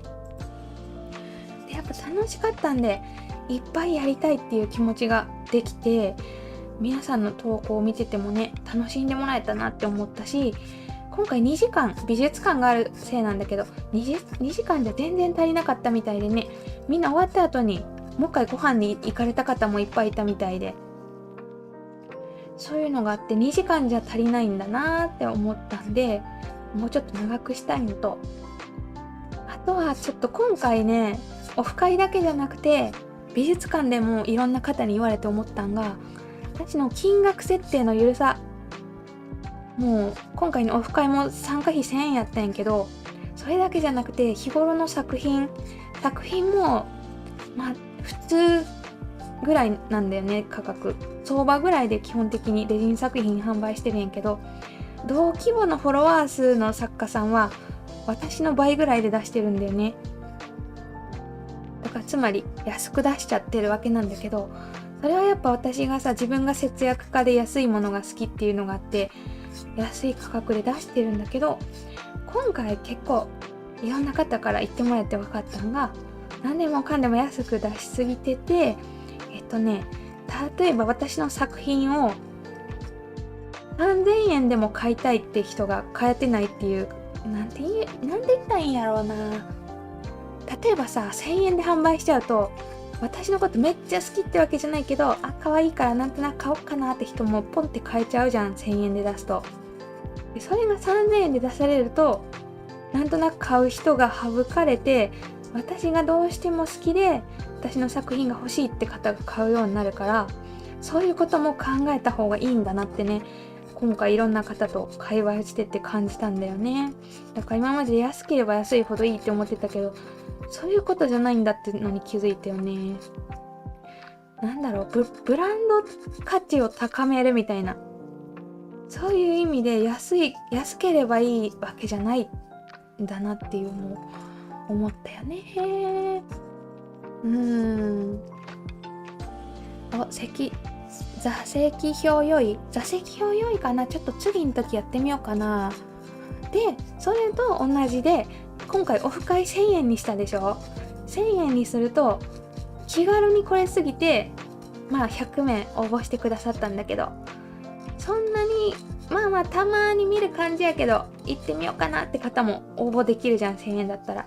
それがもし3000円になったらやっぱちょっと高いけど参加したいって方が応募できるようになるって、そういうことがあるんだろうなっていうのを今回学んで、すごいねえ、価格設定難しいね。みんなコメントにも書いてくれてるけど、だから販売したてとかもすごい難しいよね。やっぱ販売したてってちょっと安くしなきゃいけないのかなと思いつつ、安くするとさ利益ないじゃん。難しいよね本当に。でもちょっと高くすると売れなくなったり、100円の差で売れる売れない変わるからね。ハンドメイド作品ってめちゃくちゃ難しいよね。そういうのを考えて今回1000円でやらせてもらったんだけど、まずみんなに持って帰ってもらったお土産が4000円分なんだよね。1人4000円分ぐらいあったんで、まあ今回初めてやったんでね、お試しみたいなとこもあったんで。でスペースとか借りるとね、私結構オープンスタイルなんで言っちゃうけど、スペースとかそのあたりの費用で10万ぐらいかかってる今回なんで、それを頻繁にやったら見事に破産していくんだよね私が。だからそのあたりも考えて、たくさんやりたいと思ったらちゃんとできるだけの、めちゃくちゃ儲けたいわけじゃないんでね、プラマイゼロになるぐらいの計算をしてやっていかなきゃダメだなって思った。自分の交通費分とかさすがに自分で負担したいんだけど、会場代ぐらいはせめて赤字にならんような運営をして、無理なく長いことね、10年後とかも数ヶ月に1回コマリンオフがあるよみたいな、10年後目指すんやったらその辺の設定をマジで考えなきゃダメなんだなって学びが多かった今回。3000円でも安い。まあねえ、ちょっとその辺がさ、もう自分自身がそういうの安くないといかないタイプなもんで、考え方が庶民なんだよね私がね。考え方が庶民なもんで、そのあたりをもっと客観的に考えなきゃいけないなって思った。ねえ、マイナスダメ。今回は本当に自分がやってみたいってだけでやったんでね。今後長く企画化してよくしょっちゅう続けるとしたら、そのあたりをしっかり考えなきゃなって思った。スペースが今回上野だったからっていうのもあるんだけど、スペース代がやっぱ都市によっても違うだろうね。あれ時間とか場所レンタル代が結構いくね。作品作るのとかはあんま苦じゃないんだけどね、楽しいから。で今回のレジンボトル、皆さんにレジン系のアイテム当たったやつ、あれはねクロッチャの社長さんがタダで持ってきてくれてるあれはラッキーだったんだけど、ラッキーってかもう本当にありがとうございますって感じだよね。けど考えていかなきゃいけない。ね、ミニミニさんに心配かけした。いやでも本当今回は自分がやりたかったのをついにできて、もう大満足してる。全くお金については考えてないんだけど、それを継続しちゃダメだなというのは感じたよね。お子様価格ね。そっか、そういうのも設定するといいか。そう実は DM で過去にすごい言われたことがあって、あなたが安くしてるせいでレジンは安いものって勘違いされてますみたいな感じで言われたことがあって、今コメントしてくれてるみたいにすごい倫理的合理的に説明してもらえると分かるんだけど、めちゃくちゃ攻撃的に言われたもんで、あなたのせいです全部みたいな言われたもんで、その時は何言ってんのこの人って思ったんだけど、今言ってもらえるみたいに説明されると確かにって分かるね。やっぱさ、言葉の伝え方って大事だよね。いきなり喧嘩腰で来られると聞く気にならないもんね。今なら分かる、その人が怒ってた理由が、あなたのせいでレジン全体の価格が下がりますみたいな、すごいキレながら言ってきた人がいたんだけど、昔。そういうことなんやろうけど、やっぱ言い方って大事だよね。だからもうちょっと作品とそのオフをやるにしても、イベントの価格をちゃんと本当に参加したい人が来れるような設定をしなきゃいけないんだなって思ったよね。そうそう、水に切っちゃうとね、継続性が保てない。ほんとそうなんで、今回私すごい楽しかったんで、もうできる限り、できることなら2ヶ月に1回ぐらいやりたいって思ったんだよね。全国で。ただそれしようとしたら、毎回赤字やったら、続けられていけなくなっちゃうもんで。ねえ、そうだよね。攻撃的はダメだよね。言い方って大事だね、やっぱり。私こういうことやってるとさ、いろんなレジン企業さんから接触が来るんだけど、コンタクト。本当にその窓口の営業の人の人柄めちゃくちゃ大事だなって思ってて、いろんなね、皆さんも知ってるかもしれないレジン会社の方とかショップさんからいろんなお話をいただくんですが、本当に雰囲気が全然違ってて、やっぱ友好的な人とか砕けてる方の方が一緒に お仕事っていうかね、お話を聞きたいなって思えるもんで、窓口の方の人柄とかそういうメッセージを送る時の口調や雰囲気ってめちゃくちゃ大事だなって思うな。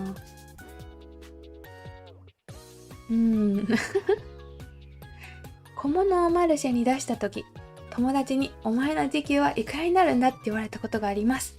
そうなんだよね。レジンってね、時給とか計算したら本当はもっと高く売られるべきものなんだよね。ただレジンを作る人がいっぱいいて多すぎちゃうせいでどんどん相場下がっちゃってるんだけど、時給を考えた時に私ですら時給数百円のレベルで作ってるかもしんない。だからそのあたりをさ、考えなきゃ。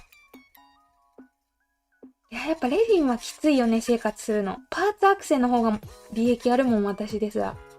こんだけレジン作品売ってるけど、毎月パーツアクセの方が利益ある。そんぐらいレジンはきついって感じだよね。ねえ、神奈川支部集合会したり、東京だけじゃなくてね、今回千葉とか神奈川から来てくれた人めちゃくちゃ多かったんで、どっちでもできるようになりたいよね。だから継続性を考えると1回の参加費をアップするみたいな。で、今回コマリンくじつけたんだよね。全員に私の作品が当たる。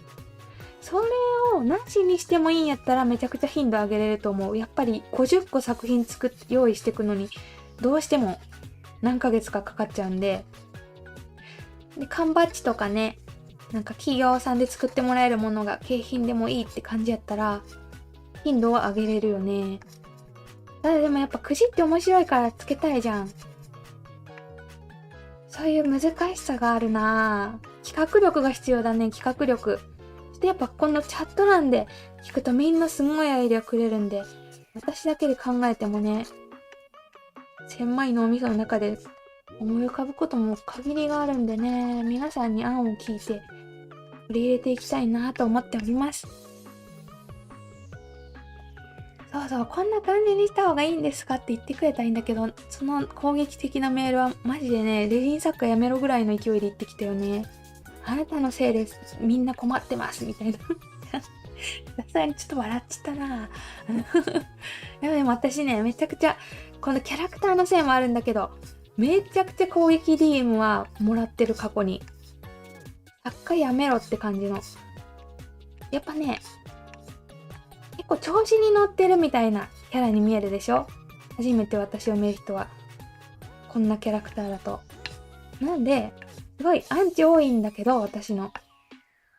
そのアンチの人たちはみんな私にレジンとか YouTube をやめさせたいわけで、やめさせようとめちゃくちゃ頑張って文章を送ってくるんだよね。なのでそれ見るともう絶対やめないって思うけどね。そんなやめてほしいんやったらもっと有名になりますのでみたいな。逆にやる気出るんだけど、めちゃくちゃ来るよ、そういうのは。そっかそっか、みんなコメントで継続するためのことも書いてくれてありがとうございます。ねえ、なんかほんと楽しかったからさ、やっぱ楽しいことを増やしていきたくてやってるんでね、全部。ライブとかもなんだけど。自分も楽しいし、みんなも楽しいし、日常生活でさ、楽しいこと増やしたいじゃん。私の好きな推しと言っていいんか、好きな人の言葉で、人生は暇つぶしって言葉があるんだけど、ほんまにそうやと思ってて、死ぬまでにいかに楽しいことをなるべくたくさんやるかみたいな、そういうことを考えて生きてるもんで、楽しいことを増やしたいよね。なんだこの会話は。小学生になんか死ぬまでの会話をしてしまってるかもしれない。ねえ。クローちゃんの社長さん、とても話しやすくて、ちゃんと話聞いてくれて嬉しかったってね。結構、みんなね、レジンの裏話とかを聞かれてた方もいたみたいで。まあ、あんな感じの気さくな方なのでね、私もいつもロジッコとかいじったりしてるんだけど、ほんとね、優しい方で、感謝してますね。ワンチいるね。多分私だけじゃなくて、フォロワーさんが多い人は、みんな一度はじゃないかな。キャラクターがやっぱ目立つ人に来るんかな、そういうのって。ただ、私、結構攻撃的な DM 来るっちゃ来るんだけど、フォロワーさんが多くて目立ってきた時に、そういう攻撃的な DM をもらいやすい人種ランキングみたいのがあるねんけど、一番もらいにくいのは、企業アカウントみたいな感じで、淡々と、あんまり自分を出さずに、作業的に投稿してる人は、多分そういうのあんま来ないと思うんだよね。次に来やすいのが、私みたいになんか、陽キャみたいな感じでうるさいみたいな人。調子乗ってるなこいつみたいな人。私が多分2番目に来やすい人。一番来やすいのが、病んでる人。結構闇投稿とかしてる人多いでしょ、作家さんって。特に最近スレッズ多いなって思うんだけど。闇投稿してる人ね、逆に来ると思う、攻撃。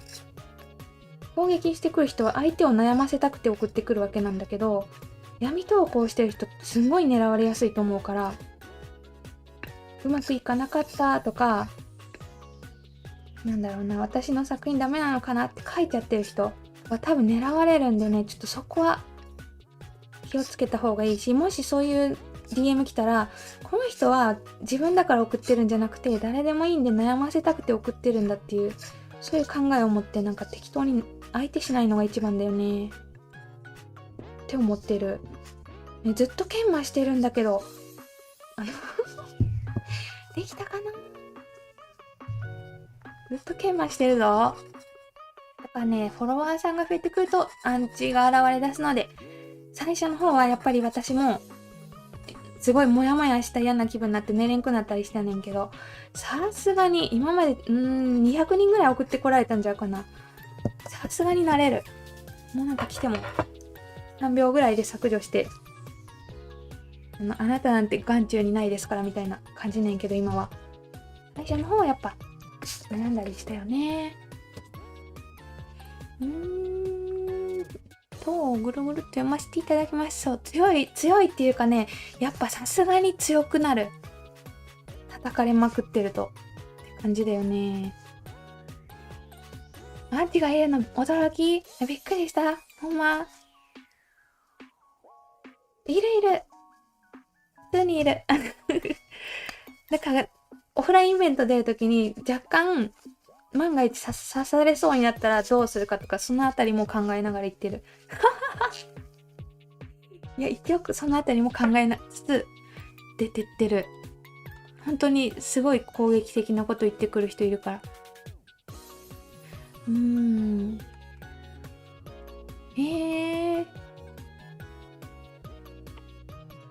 んなコメントしてくれてありがとう。そう、病んでる人狙われるからね、逆に。アンチの人は結局相手を悩ませたくて送ってるんだよね。やめさせたい、悩ませたい、みたいな。だから狙われちゃうのね。そういう人に。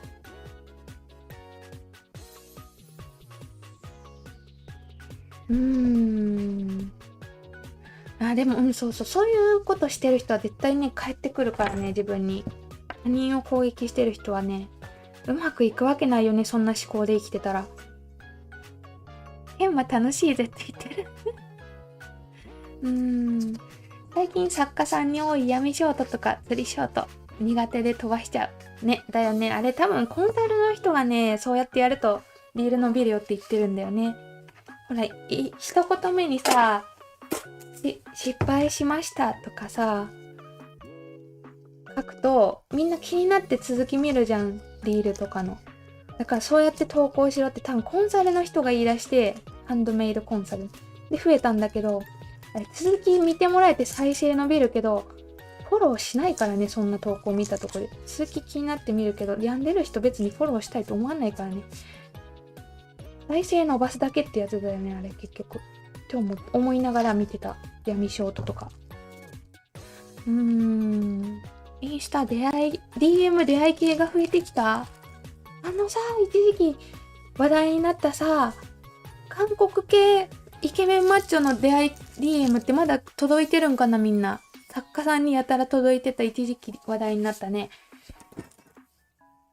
マッチョなイケメンの韓国人が作家に DM を送りまくってる事件があったんだけど、あれまだ来てるんかな、私来ないんだけど。待ってるのに。出会い系 DM って何が来るか気になるなぁ。前に見た舞台のセリフでアンチは一番のファンってあってめっちゃ納得してしまった。そう。だから、アンチの方は、私がいつかボロを出すか出さないか、ボロを出してほしいから、ライブとか全部見てるんだよね、アンチの方って。なんか、やらかした時に拡散したいだろうからね。って思いながら、ライブを見てくれてると思うから全部。そういう意味で、ファンなんだよね、私からしたら。それは確かに、舞台のセリフ、間違いないと思う。スレッズ始めた時はひどかったよね。おすすめにさ、闇投稿しか出てこなくてさ、この SNS って、愚痴用アプリなのってちょっと疑ったよね、最初。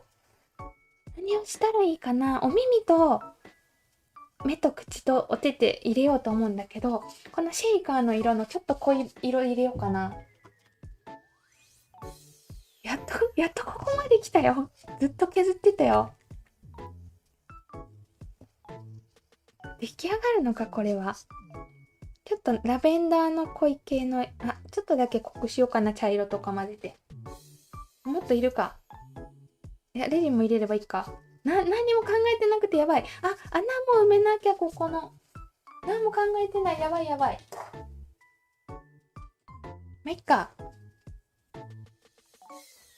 ハンドメイドって落ち着いてる人間がやってると思ってたから新鮮。そうだよね。私もそういうイメージはある。だから昨日のコマリックオフのおとついだった雰囲気がすごい穏やかで、なんだろう。キャッキャウフフな感じで落ち着いてって、やっぱそれってハンドメイドしてる人たちが心が豊かじゃないとできないじゃん、ハンドメイドってね。ちょっと時間に余裕があったりしないと。そういう方が多いから多分、まあ今、このチャット欄にしてもだよね。だから落ち着いてるんかなって思ってたんやけどね。まあその中でも攻撃的な人はいるって感じだよね。あれ、茶色入れすぎちった。でも全体的に見ると他の界隈よりめちゃくちゃ落ち着いてると思うけどな、ハンドメイド界隈。推し活界隈とかやっぱり荒れてるじゃん、すごい。コメント欄とか見てても。ハンドメイドは落ち着いてる方ではあると思う。初コメさんが来てくださってるよ。ありがとう。初コメです。在宅勤務でいつも仕事中の BGM として聞いてます。嬉しい。ありがとうございます。アンチと思ってない。大丈夫。ありがとう。アンチは、私に作家やめろとか DM してくる人って感じかな。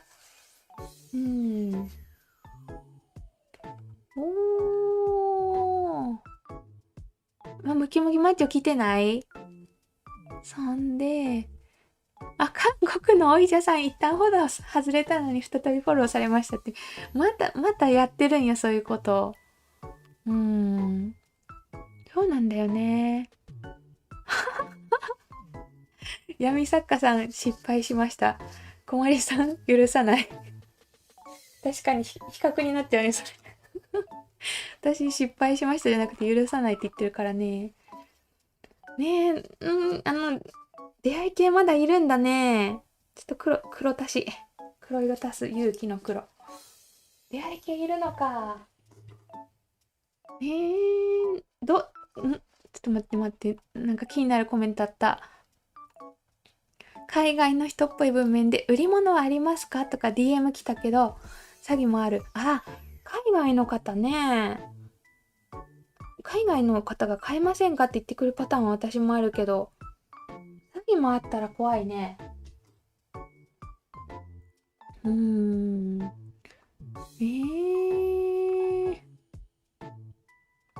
やった。なんかさっき読みたいコメントあったのにね、みんなコメントすごい勢いが困りっ子の波に流されていく。女性作家と思ったら男性だったっていうなんか人が見えたよね、さっきね。それ気になってんけど、また後で読ませていただきますね。みんなのコメントが面白い。また入れちゃった。待って、さっきから入れすぎて足してを繰り返してる。色が完成しない永遠に。色足しすぎて、薄めて足してを繰り返してる。あれ何色が作りたいんかな。そう。なんかもう全然違うじゃん。こんな色じゃないってば作りたいの。どうしよう。色がどんどんおかしなってく色が。あれもっと青入れればいいんかな。濃い紫したいねんけど。いや、青入れたらおかしいよ。何作ってる私。青じゃないか。紫入れればいいんか、素直に。何色作ってる？助けて、よくわからない。今この枠に合いそうな紫の線作ろうとしとってんけど、この紫と白混ぜればよかった、単純に。なんか、困りカラー作って遠回りしとるでよくわからなくなってくんやん。なんかもう嫌だ、これ捨てる。紫と白にするね。自分でも何作ってるかわかんなくなっちゃった。ムキムキ待って、まだ一応いるっちゃいるんだね。5日のブランクが、バチコリブランクが発生していく。レジのやり方忘れていく。何作ってるかわかんなくなっちゃって。自分で作ってますかの DM が来るんだ。あなたの作品、本当に自分で作った作品ですかってことって聞かれるってことかな。ちょっと失礼だね。それどういうこと？どういうさ、何を言いたくて DM してくるか気になるな。ちなみに私は自分の作った投稿した画像を使って私が作りました。めちゃくちゃやられてる。結構いろんなとこで。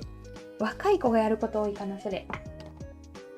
友達が告知してきたこともあってよ。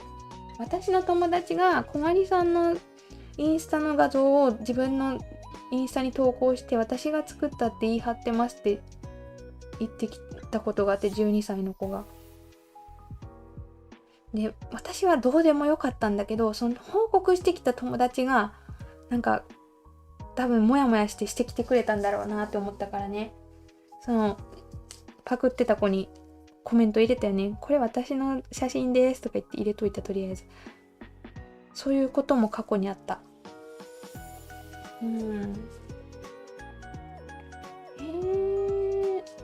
私も今日着てました？あなたが作りましたかって？あなたが作りましたって聞いてさ、何がしたいんやろ？みんな着てるじゃん。あなたの作品自分で作りましたかってやつ。みんなっていうか結構何人も着てるね。初コメ様がいらっしゃいました。初コメントです。インスタグラムでもたびたびコメントしてますって。ありがとう。嬉しい。YouTube も来てくれてありがとうございます。そしてお仕事戻られる方も頑張ってね。はじめまして、初コメかなって。ありがとう。初コメだ。ありがとね。ちょっとなまった脳みそで何かを作っておりますが、お付き合いしてやってください。もっと白いるな。よ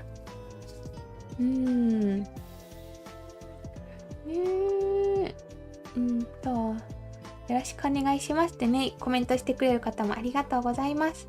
思い通りの色が作れなくなってる5日間レジン空いてよくわかんなくなっちゃってレジンが。そうそ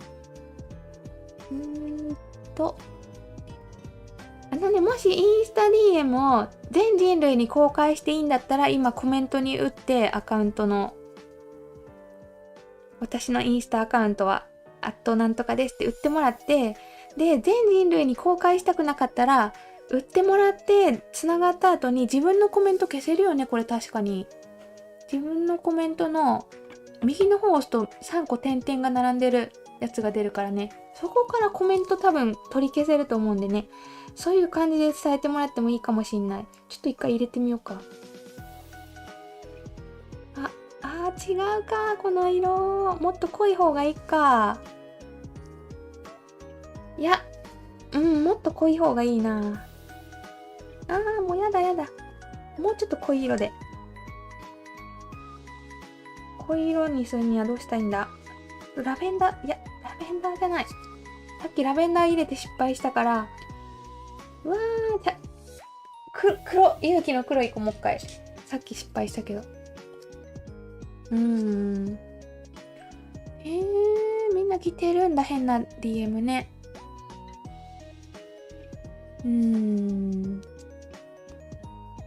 私のとこには作った DM 来ない。もっと頑張らねばってね。来るってことは、どこかに表示されて目をつけられたってことだからね。いいものが作れているのかもしれないよね。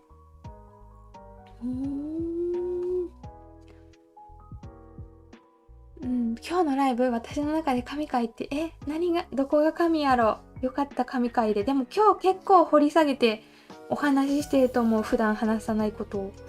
確かに。もうなんかさ、やっぱこの土日とか忙しかったからさ、ライブのサムネイルとかが雑なんだよね。使い回してる、今日。後でちゃんと綺麗なやつにしなきゃな。最初返事してたけど、結局 LINE しましょうとか めちゃくちゃ DM 送ってくるようになってさよならしましたって。それが出会い系ってことかな。私も海外の人からメッセージ来る？みんな来てるね。何なんだろうね。目的が気になるね。本当に仲良くなりたいんやったらさ、嬉しいねんけど。ライブにいつも来てくれるね。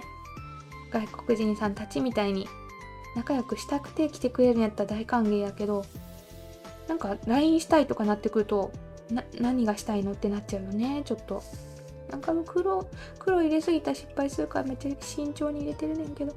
入れすぎたか？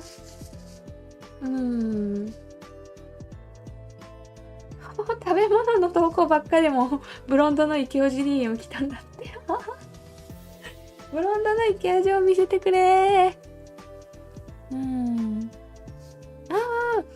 スタのアカウントを作ったのですが、勝手にフォローしていいのか分からず悩みますって。一回出そっか。インスタタグ機能が今壊れてる方もいると思うんで微妙なんやけど、こん中やったらフォロー増やしたいっていうか、フォローし合ってコメントとかし合って仲良くしたいって方やったら、真ん中の辺にあるこまりっこさんとつながりたいっていうタグ、ひらがなね、全部。これ使ってる方はフォロー送っても OK だし、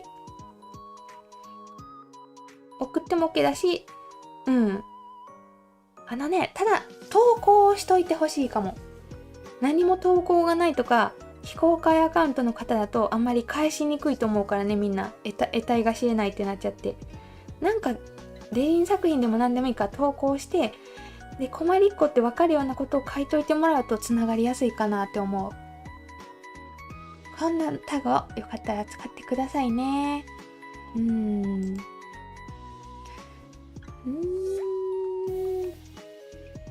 ね、そうだね。YouTube ネームとか YouTube ネームとインスタネームが違う方がいるから難しいよね。ちょっとそこは難しかったですが、プロフィールとかに書くといいかな、そういう方は。さっきよりマシになったかな。いや、もっと濃い方がいい気がする。全然色できなくてどうしよう。めちゃくちゃ下手になってるレジンが下手になってる。もうちょっと入れようか、黒。で、失敗してまた黒くなったらどうしよう。怖い。また失敗する。これでどうだ。たったこんだけに使う色が全然完成しないっていう。いいかも、今度は。黒すぎるかも。いいか。いいんじゃない？いいかもしんないね。そう、非公開の方はね、しづらいと思うからね。で、自分が非公開になってることすら気づいてない方もいるかもしんないから、一応インスタの設定画面で、プライバシーみたいなところのメニューで、非公開アカウントにするみたいにチェック入ってる人はね、自分の投稿を他人から見えなくて、名前だけしかない人に見えちゃってるから、ちょっとそこを注意してほしいかも。ちょっと若干鬼畜クマを思い出す狭さ。なんか黒混ぜたけど、そっか、流す場所が薄っぺらいからか。とか言ってずーっとなんかそんなん言ってそう。ちょっと流しといて、とりあえず。どんだけ時間かかっとんねん、こんなちょっとした作業に。おてて、ハムスターちゃんだよね、やっぱこれ。ほっぺたも塗りたいけど、ほっぺたもう一回同じ色で、白色、白にしたら雲とかぶるか。ほっぺたの色に迷い中。ほっぺた同じ色でいっか。なんか見にくいな。もっと濃い方がいいかな。いっか。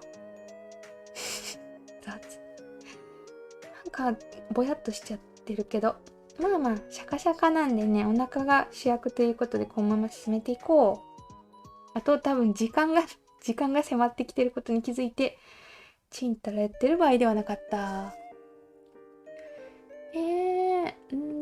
お仕事に戻られる方が多い。頑張ってね。ありがとね。そっか、水曜日だもんな。曜日感覚おかしなってるわ。月曜日に東京いたから。で、入れたつもりで、ここが多い。よっと。多いとこ拭って、お花も入れすぎちゃってる。なんかもう、ティッシュで吸った方がいいレベルの入れすぎだな。これでいいかな。ちょっと固めてみるね、これで。ほっぺたちゃんも塗っちゃうか、このまま。封入物とか考えなきゃいけないかな、こっから。ちょいちょいと。これ穴ぼこ大丈夫か。ここで一回固める。ちょっと気泡が見えてる。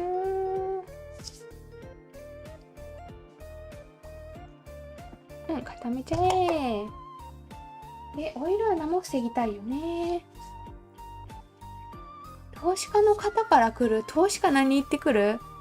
投資しませんかって来るんかな。ツアーで今から何里駅から電車乗りますって。今ツアーしてるってことかな。いいな。バスツアーじゃない、電車ってことかな。楽しんできてくださいね。そうだね、フォローした瞬間 DM はね、私嫌いなんだよね。まずコメントで言えばいいのにって思う。フォローした瞬間に DM 送ってくる方、私の投稿1個も読まずに送ってきたなって思うもん。私全部の投稿に DM してませんって書いてるんだけど、フォローした途端、フォローと同時に DM 送ってくる人はね、なんかせめて1個ぐらい私の投稿見てから送ってきてくださいって感じだよねって思っちゃう。穴埋め。雨がなんか強くなってきたぞ。みんなの地域雨大丈夫かな。で、OHP フィルムと封入の中身も考えなくちゃ。タグ付けの方法わからない。ハッシュタグっていうなんかシャープに似てる記号があるんだけど、半額のそれ1個打った後にハッシュタグにしたい文章を打つとつくんだけどね。それが難しいよね、最初。シャカシャカでフィルムを貼り硬化したらフィルムにひびが入るのなぜですかって。フィルムにさ、ひび、私も投稿見たねんけどさ、ほんま意味わからんよね。フィルムってつまり硬いやつ使ってるんかな、レジン用フィルム。フィルムにひびが入ったことなくてね、全然わかんなくて、もう OHP フィルムにしたらいいんちゃうかなって思う。ひびが入らない素材なんでね。不思議だよね。他にいるかな、シャカシャカにひび入ったミン。おー、旅行会社のミステリーツアーいいなー。あ、待って。先にここの段差をまっすぐにしなきゃ。ちょっとまたヤスリかよ。ヤスリどこ行った。ミステリーツアー楽しそうだな。投資家から来てるみんな。投資しろって来るってこと？ねえ、みんな初対面のやつの言うこと聞くかよって感じだよね。なぜか君もライバーにならないかって私めっちゃ来るんだけど、それライブ事務所に所属しませんかみたいな勧誘めちゃくちゃ来る。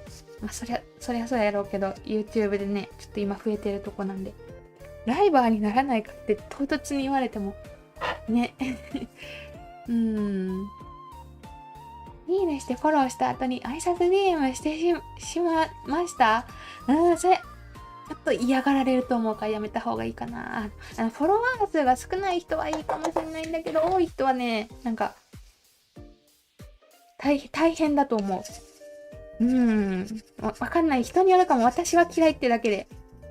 そういうのをするのが当たり前の人もいるかもしれないから、そこは人によって違うか難しいか。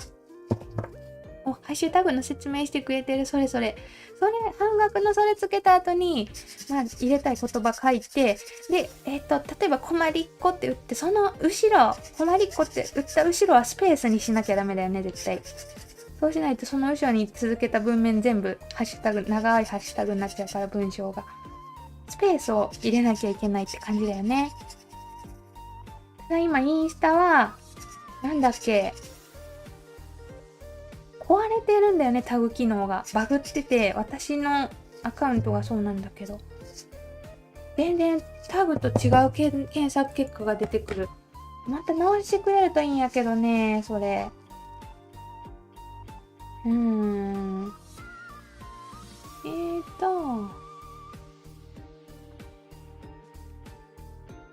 OHP フィルムね、セリアの推し活のとこにあるんだって。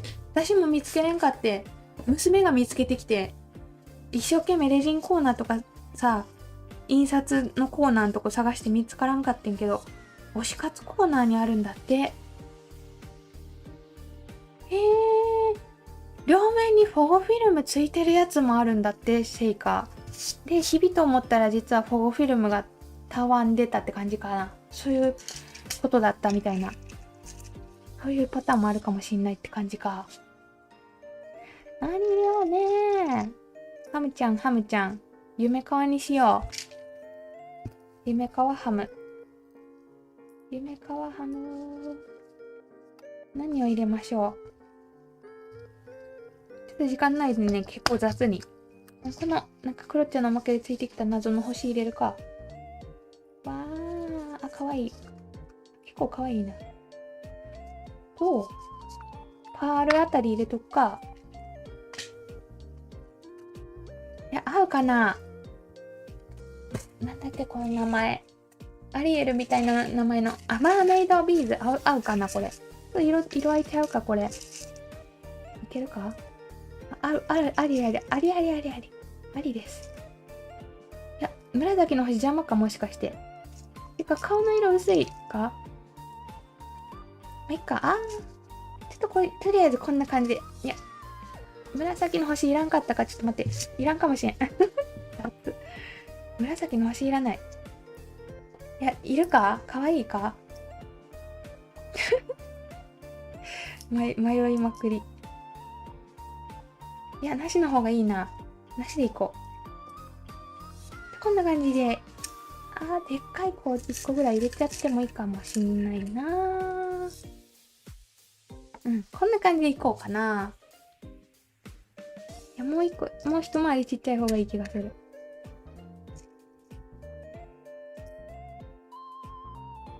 こうしようと思います。で、OHP フィルム探さなきゃだ。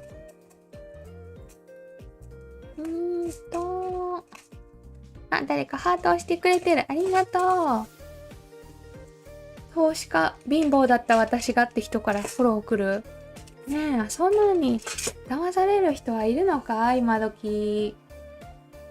投資お姉さんインスタグラム。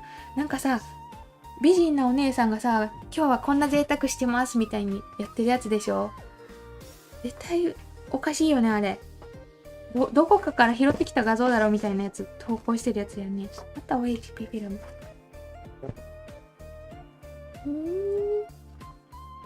さすがにでもさ、今回のライブでもあったよ、コメント。お腹が特徴的だからちょっと見えるよね。でも未だに何の動物か確定はしてないね。多分ハムスターやろうってなって終わったよね、結局。ひまわりの種とか風乳のとこに入れたらええんちゃうんってみんなで話して終わったけど。なんだろうね、これ。クマじゃないよね。初コメさんがいらっしゃってる。くるくるっと回してっと。お、ライブは初見ですって。ありがとう。ライブはってことは動画見てもらってたんかな。嬉しい。ありがとうございます、コメント。いっぱいハートもポコポコ来てる。ハムスターのほっぺが、ハムスターの顔だけではなく丸い体。そうそう、ハムスターって丸っこいからさ、お座りしてる時とかこんな感じになるよね。確かに、そう見えるっちゃ見える。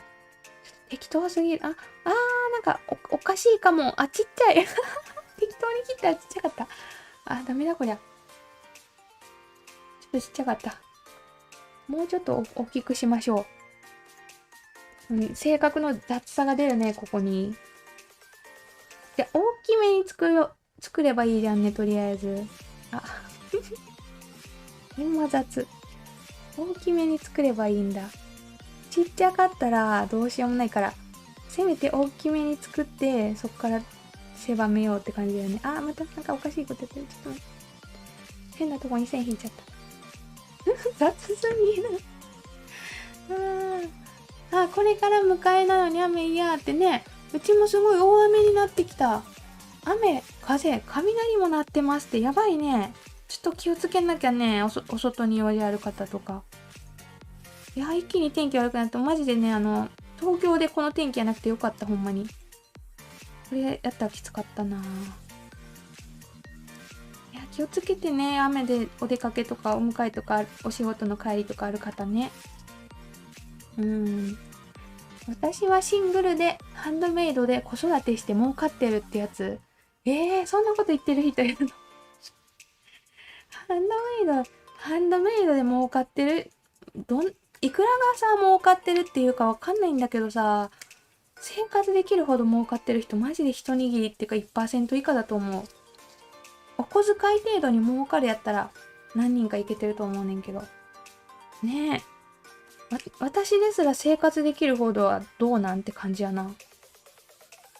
私YouTube とかね、企業の仕事もあるもんで、普通よりは多いっちゃ多いんだけど、生活できるかって言われたら微妙やな。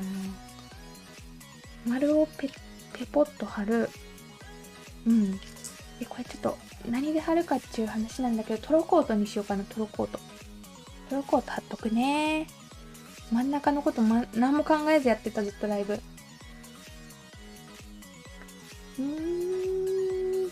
そっか、DM のことを分かってらずに送っちゃったって方もいるんか。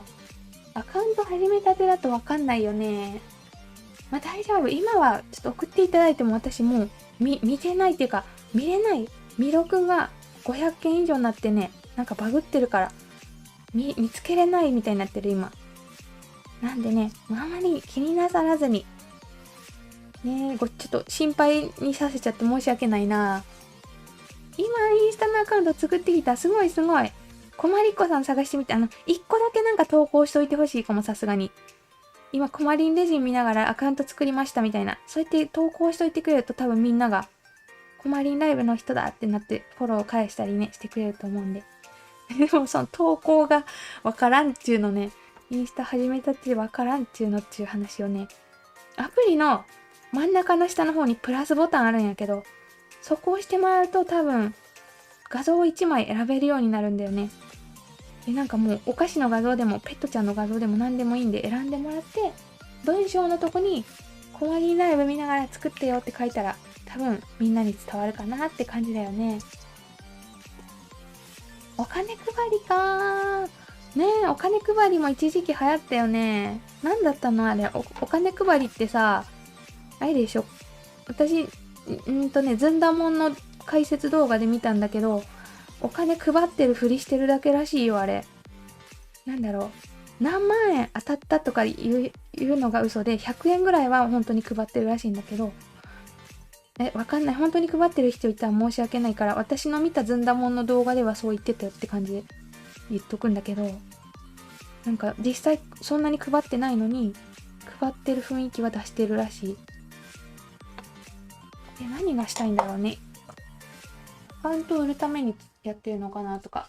いや、そういうことじゃないんか。誰がお金配り参加したことある人とかね、もらったことある人いたら教えてほしい。じゃあ本当に配ってる人もいるかもしんないから、ちょっと頭ごなしに否定するのはダメだな。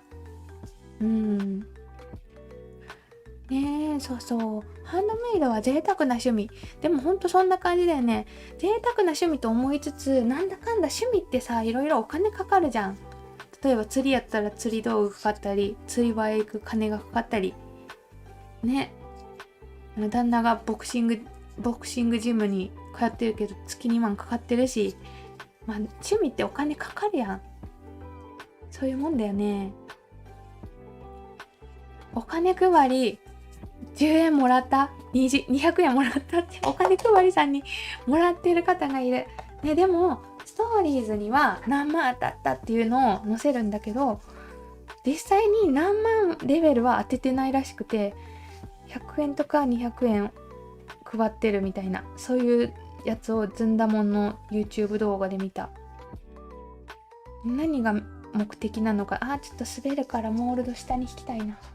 何が目的なんだろう。アカウントをとにかく大きくしたいんかな。ちょっと気になるよね。今は減ったけど、なんだろう、前の方仲がいい子がみんなお金配りのストーリーでシェアしだして、何流行ってんのってちょっと焦ったもん私。なんか流行っちゃってんのって。ちょっと今落ち着いたかな。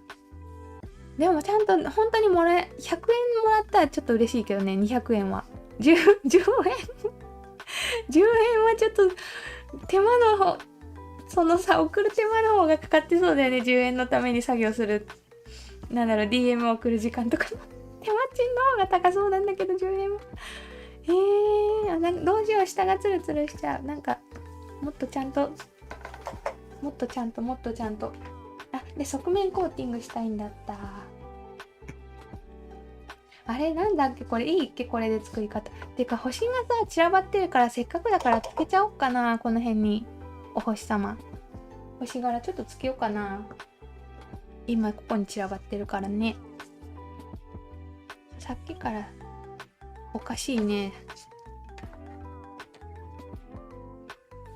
DM で連絡来て勝手に自己紹介して身分証送られてきて、私にも自己紹介身分証ありますかってインスタグラム来たことありますって。それあれですよ、身分証をゲットしたいがためになんか送ってきたってことだよね。怖いね今ってそういうの多くて。クレカ情報とかすぐ取りたがるもんね。このお星様どうかな、合うかな。ちょっとお星様散らしてみた。余計か？でも3個ぐらいやったら許されるっしょ。ちょっと3個ねつけとこう。ちょうど落ちてたからよ。ねえ、即ブロックしないとだよね。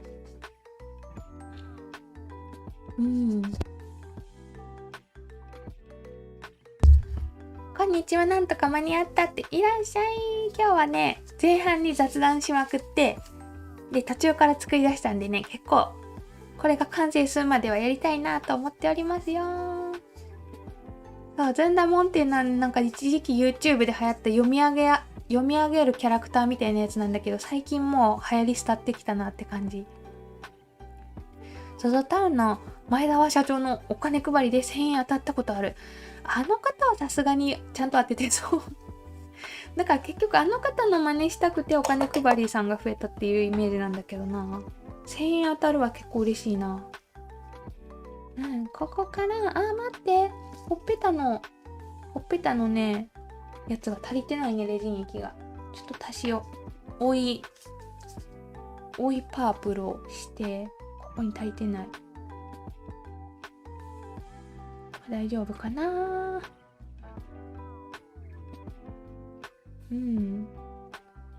そして、側面やって表面仕上げようかなというとこです。下が滑るからな、滑らないものを探そう。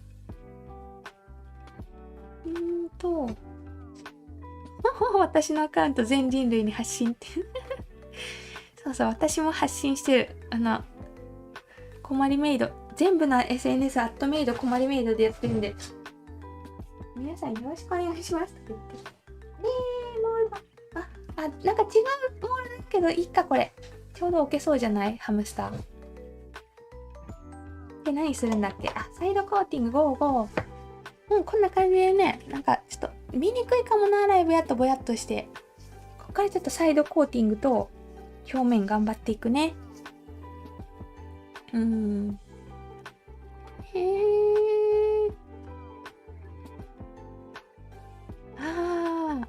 結局フォロワーを増やすためっていうのが最終目標か。そして今来てくれた方ありがとう。マサルプレミアム私配信で使ってるよ。開封した時にちょっと説明書に書いてあるね、ちょっと大きいもの作るのは苦手ですみたいな。それ多分シワが、なんて言ったらいいんやろうな、説明。ね、多分同じレジン使ってるなっていうものを知ってるんだよね、私。いややこしいでやめとこう。説明が難しい。シワはできにくいっちゃできにくいんだけど、普通の方ができにくいかなって感じだよね。みんな前澤さんので当たってるじゃん。すごい。じゃあちゃんと、10円よりは嬉しいよね、500円とかの方が。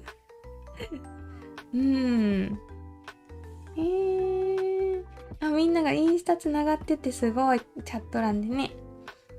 自分のアカウントを公開をしといていい方はそのままチャット残してもらって、残さん方がいいって方は右の方、自分のしたコメントの右の方から自分のコメント消せるんでね。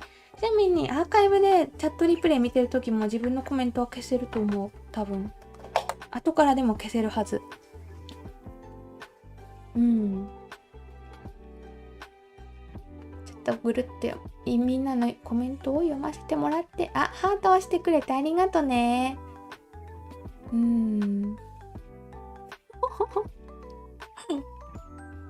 今来てくれた方も結構いるんかな。ありがとうございます。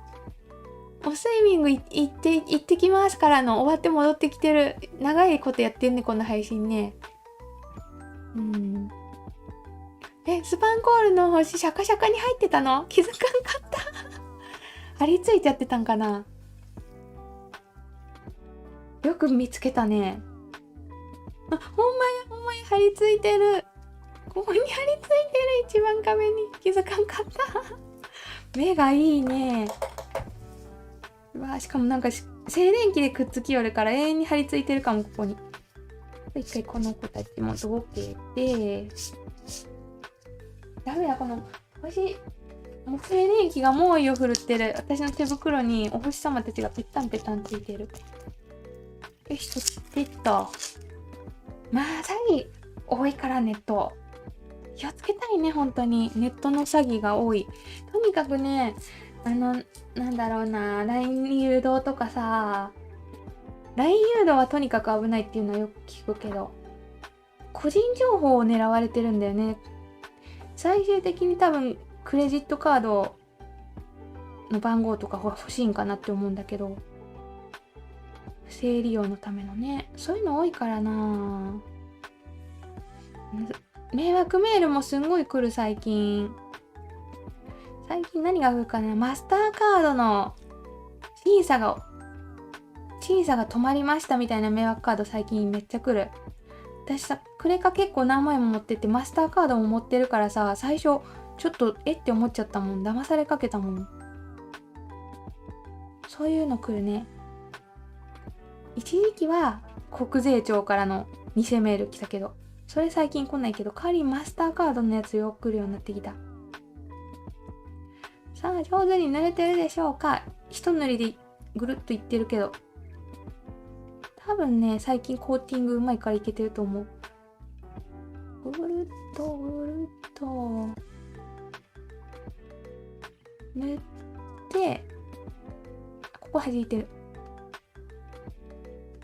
弾いてる場所は追いコーティング剤して、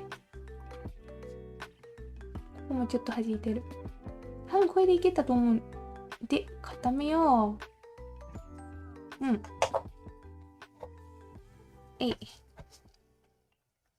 これでね、表面はぽってり、耳のくぼみ落ちそうだからぽってりでやろうかな、表面。多分コマリッコタグ使って投稿してきた。ありがとう。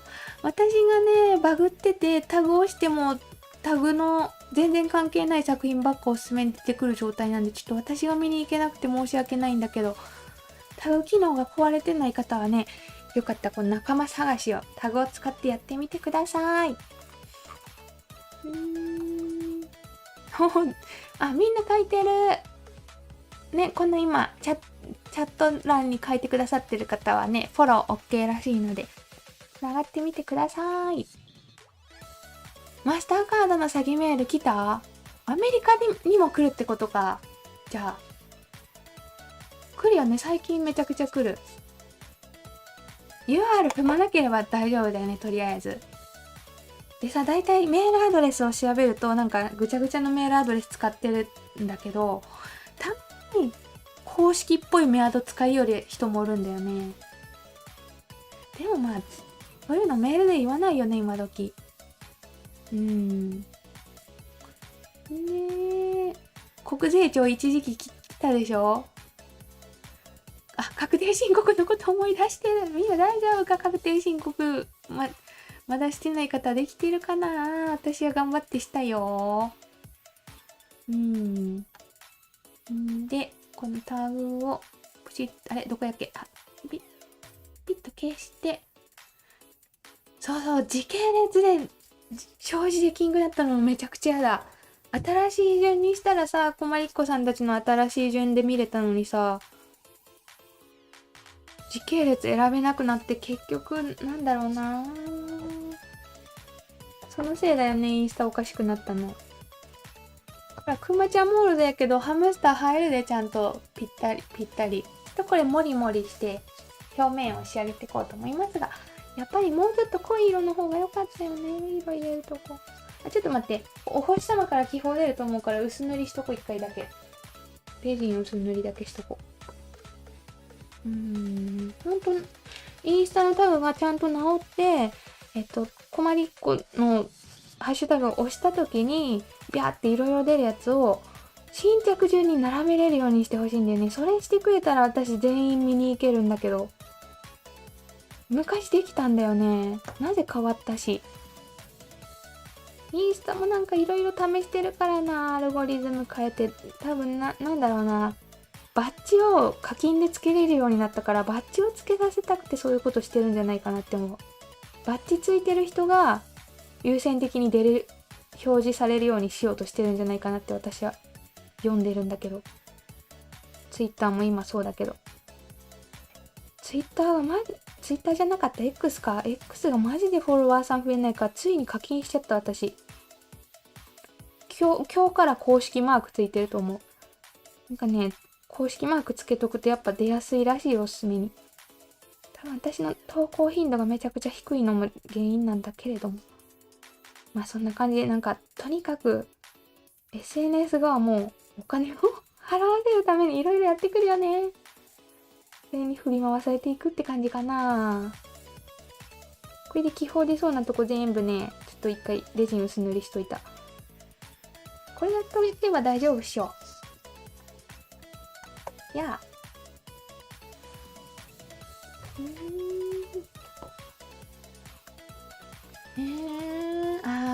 あのさ、アプリでさ、課金させてくるやつあるよね。あれも不安になるね。知らん間にサブスク入っちゃってるやつだよね。うん。私も検索すら出ない状態。全然関係ない写真いっぱい出てきちゃう。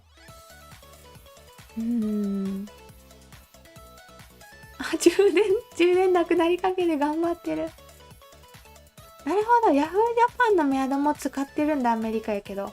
私もヤフージャパンのメアドに来たから、ヤフージャパンが狙われてるかもね、マスターカード詐欺。迷惑メールの中見ると、女の子から寂しいってメッセージ来るって。絶対中の人男だろみたいな。来るよね。新着中じゃなくなったの。ストーカー対策どういうことストーカーって気になる。ネットストーカーってこと？めっちゃ気になる。X フォローしてきましたって。ありがとう、めっちゃ嬉しい。X がね、なんだろうな、多分 X ってさ、業者アカウントがビャーってフォローしてきて、一気に何十人とかで、その人たちが一斉にバンされるんだよね。で、その瞬間に私のアカウントのフォロワーが数十人減ったみたいになるんだけど、それがなんかメンタル的に嫌だからやめてほしいなって思う。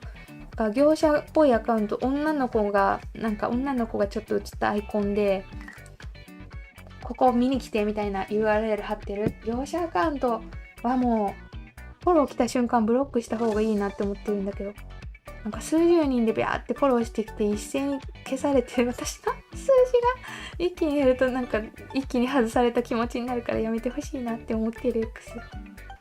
ありがとう、フォローしてくれて。ベリーキュートこまりさんってありがとう。これクラウド。ハムスターって英語でなんて言うんだ？ハムスター、ネズミでもいいか、クラウドマウス。どう？通じるかな。X バリバリやってる。ちょっとなんか頭打ち X マジフォロワー増えないっていうか減り続けてるね、この3ヶ月ぐらい。減り続けてるっていうか、業者アカウントがビャーって来てビャーって外される、ひたすら繰り返されてるって感じで、ちょうど今日の朝に公式マークつけてみた。アプリでつけると月2000円とかするからね。なんだっけ、パソコンでつけなきゃダメだね、公式マーク。パソコンでつけると 40% 割ぐらいになるから、そんなんやってみてまた変わるかなって検証しようと思う。課金すると伸びるのかみたいな。ちょっと今美術館の投稿しかしてないんでね、伸びようがないんだけど。気泡がいっぱいいる。やっぱくぼみのとこから出てくるね。ちょっと最強放置しよう。これみんなのコメントも。ハム。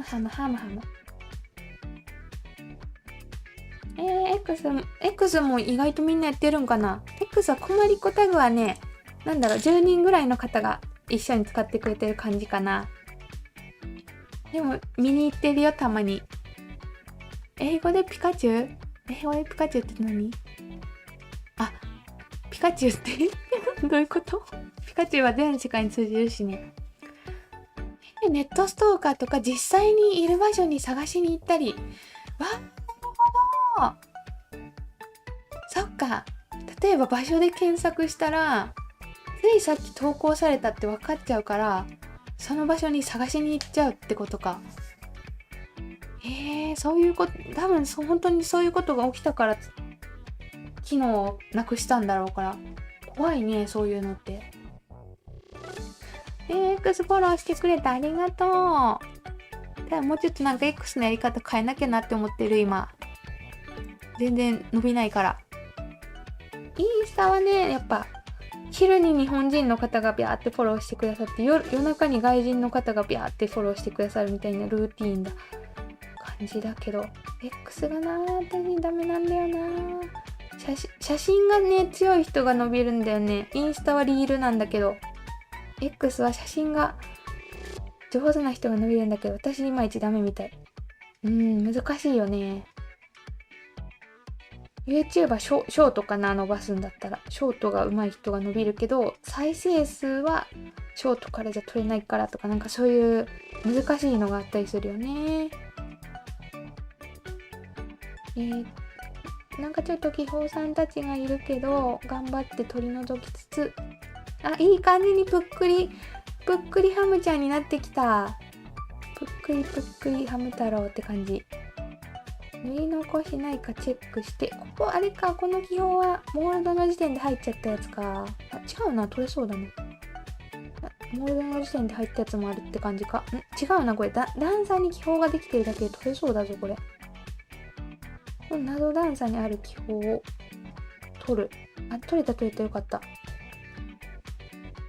ぷっくりハムちゃんできていくよ。ちょっと動画映えしないから色が淡くて雰囲気伝わってないかもしれないけどね、夢かわな感じで、結構いいかもこれ。カービィではない。カービィの雰囲気は若干あるって感じで、やっぱりこの鬼畜クマちゃんと一緒で、一回この色入れた場所、ここに段差ができてるもんで、めちゃくちゃ気泡が生まれるね、こっから。これなぞらずに固めちゃうと効果中に気泡発生してくるんで、できることならもうちょっと置きたいって感じだよね。今何時だ？まだまだ余裕ある感じなんで、ちょっともうちょっとだけ最強放置させてもらおうかな。ちなみに今日これ当たった人に届けようかなって思ってます。何がいいかな？キーホルダーかマグネットかどっちがいいかな？この分厚めのハムちゃん。X フォローした？ありがとう。今返そうかな。今してくれた人、こまりっこさんってことだよね。インスタの方がね、なんかいろんな制限を設けてるから、なかなかフォローはできないんだけど、X は結構自由に使ってるんで、今送ってくれた人返そう。今 X をチェックしてみる。フォローしましたって私じゃなくて、来た。ありがとう。かわいいアイコン。今送ってくれた人 X 返してく。ちなみに普段は全く返さないから今がチャンスだと思ってもらって。かわいいキャラが。ありがとね。普段はね、X あんま通知欄見ないもんで。来た。ありがとう。またかわいい。何のファンかバレバレやで。何を押してるかバレバレやで。ありがとう。みんな誰かしらを押したり、なんかキャラがいて。今来た方返してる。ヤマピー大好きさんも返してよ。ありがとうございます。や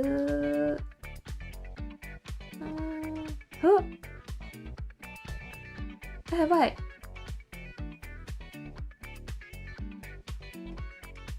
やばい。ちょっと嬉しい嬉しい仕事の連絡が来た。ちょっと後でしっかり読もう。やばい、ちょっと嬉しい。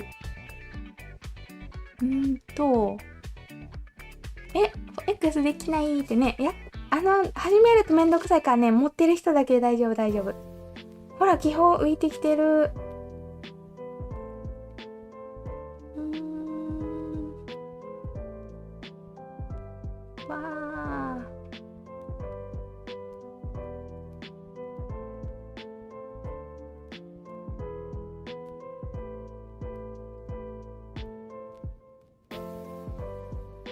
なんか今頭真っ白になっちゃった。ちょっと今嬉しいお仕事のお誘いがあって、後でしっかり考えよう。フォローしなきゃってチェックしてたらフォローしてたね。でも私 X はね、力入れてはいないんで、投稿頻度が低いんだよね、めちゃくちゃ。そういうのもダメなんだろうな。やっぱなんだろう、1日に1回とか2日に1回とか綺麗な画像を投稿し続けられてる人が強いなってイメージ、作家さんは X では。頻度が大事な気がしてる。インスタは頻度じゃないかなって思うんだけど、いや、大事か、頻度は。私、投稿数が圧倒的に少ないんだよね、他の作家さんより。それ頑張らなきゃダメかな。いや、いいっしょ、今、なんか楽、いいっしょとか言って。頑張んなくていいっしょ。固めようか、そろそろ。いけー。うん。ねえ、ちょっと、ねえ、嬉しいお仕事の、なんか DM が来たかもしんない、今リアルタイムで。後でしっかり読んでみよう。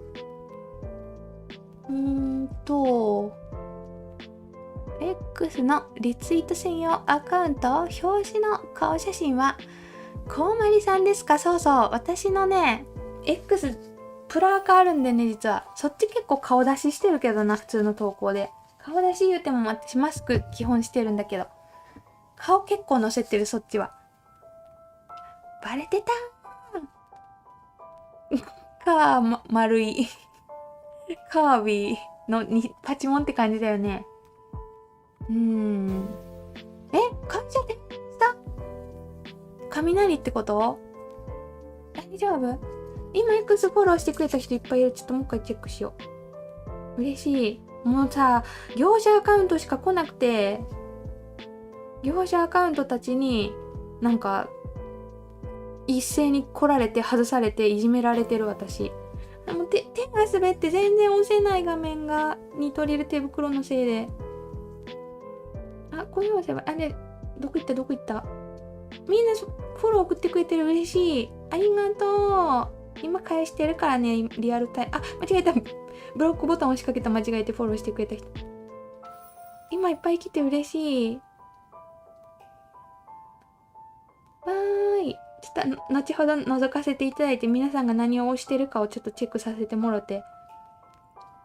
みんな大体 X ってさ、自分の好きなアーティストとかをリツイートしたりね、チェックするよね。私もそういう感じで使ってるんだけどね、どっちかっていうと。ありがとう。ネモフィラ畑いいね。今返してってる。ポチポチと。なんか嬉しいな。ロボットじゃなくて人間が来てくれる。マジ X さびれてるからね、私。かわいい猫ちゃんもありがとうございます。で、横倒ししてないかな？大丈夫かな？大丈夫そう。もうちょっと固めとく。で、今みんなに返してってる X のフォローを。新しく作った人もいる。ありがとう。嬉しい。今もう15人ぐらい増えてる。めちゃくちゃ嬉しい。でもさ、あれだよね。そんなにやっぱさ、推しのチェックだよね、X 使うのって。自分の発信で使わない人多くない？結構。そっか、ありがとう。なんか、困り交付のことも書いてくれてるの見つけちゃった。手袋のせいで全然ボタン押せなくて進まないから。じゃーん。手袋一回外そう。X も見てやって。でも写真はね、なんかインスタの中から気に入ったのたまに載せるって感じで、あんま力入れてないんだけど、もうちょっと頑張りたいなって思う。X ってやっぱ何かを拡散するときに大事でさ、今回美術館をやったときにちょっと思ったんだよね。インスタの拡散って限度があるから、やっぱ X の方が拡散力は強いなって思って、もうちょっと頑張んなきゃなって思った。こんな感じで、ちょっと今ね、まだ若干ペタつきはある。ちょっとあんま触らんようにして。ほら、プルハムちゃんかな？これハムちゃんできてるよ。こんな感じ。ありがとう。ちょっと今みんなに返してくフォロー。めっちゃ来て嬉しいもんな。私の X 終わったなって思って課金したとこやったわ。ありがとうございます。YouTube。そうだよね。やっぱ YouTube とインスタと X と全部名前違うって方もいると思うんだけど、それがさ、難しいよね、やっぱり。でも、YouTube 見てて今までフォローしてたけど、フォロバー来てないよって方、よかったら一回外してもう一回送って、フォロー通知を送ってほしいかも。そしてもらったら今返せるんでね。普段はめったに返してないって感じ。返してないってか、通知欄を見てないって感じ、普段。みんなかわいい作品載せてる方もたくさんいる。ありがとう。たまにこういうのやると面白いよね。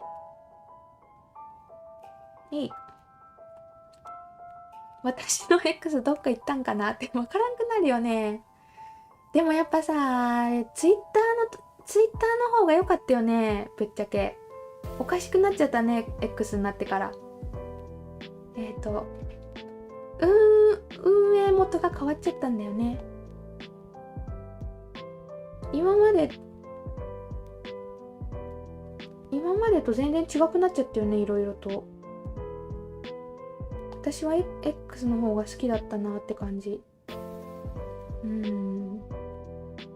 わあ、すごい嬉しい、ありがとう。今30人ぐらい増えてる。嬉しいよー。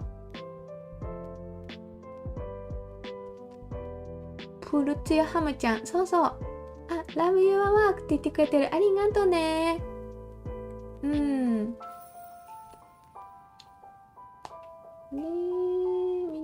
みんなの投稿を、ちょっとスワマ食べていい？スワマ。ちょっとお腹空いてきたし、今作り終わったんで、一回手を消毒して、スワマ食べながらみんなを転ばしていこう。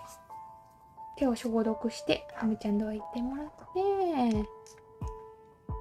て、で、こんな感じか。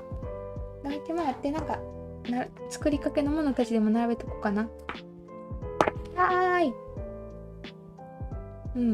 この辺並べとくか。スワマ。スワマ食べよう。さっきの続きから。スワマいただきます。チーしなきゃダメなんか。でも美味しいから大丈夫。お腹空いちゃってね、朝から食べてないから。今送ってくださってる方を返してみている。これさ、でもさ、確か、一気に何十人とかフォローしたら制限かかるとかなかったっけ？大丈夫かな？インスタはあるねんな、そういうのが。1時間で何人までしかコメントダメとか、フォローダメとか、いいねの数もあるねん。1時間で何回以上押したら制限にかかるみたいな。あれないかな X。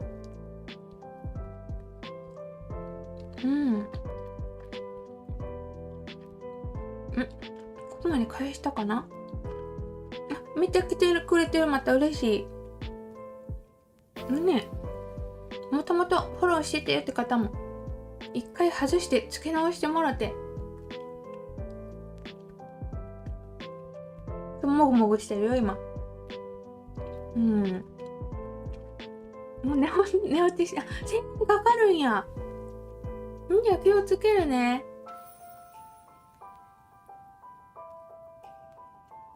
ね、ちょっとこの後、ハムスターかわいい。この後時間置いてから、今40人ぐらいフォローバックしたんで、時間置いてから続きやろうかな。危ね。おいしい。ね、ちょっとありがとうございます。続き、この後なんだろう。でもアーカイブとか見て送ってくれる人もいるかもしんないな。難しいな。とりあえず今回はこのライブの後30分ぐらいだけ返させてもらう感じにしようかな。で、一回ちょっと制限にかかるかもしんないんで、またしばらくしたら返させていただきますと。ってことで、今日のライブは2時間、実は5分前に始めたんだよね、ライブ。私の食生活心配でしょ？私ね、夜ご飯めっちゃ健康的なの食べるんやん。スープと野菜と肉とみたいな。そこまでがめちゃくちゃって感じ。1日1食だけ健康的なもの食べて、それ以外ずっとお菓子食べてるみたいな。そんな感じ。だけど一応元気かなって思う。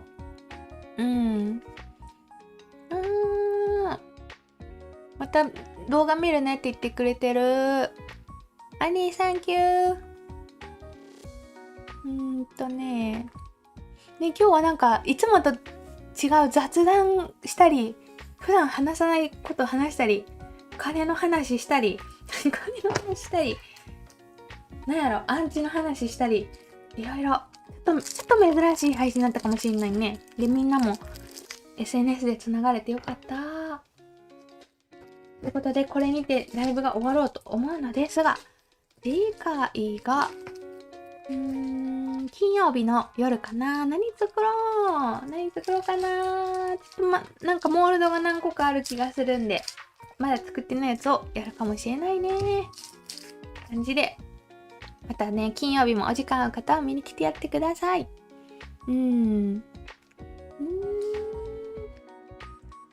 ね、ありがとうございました。雨がピタッとやんだな。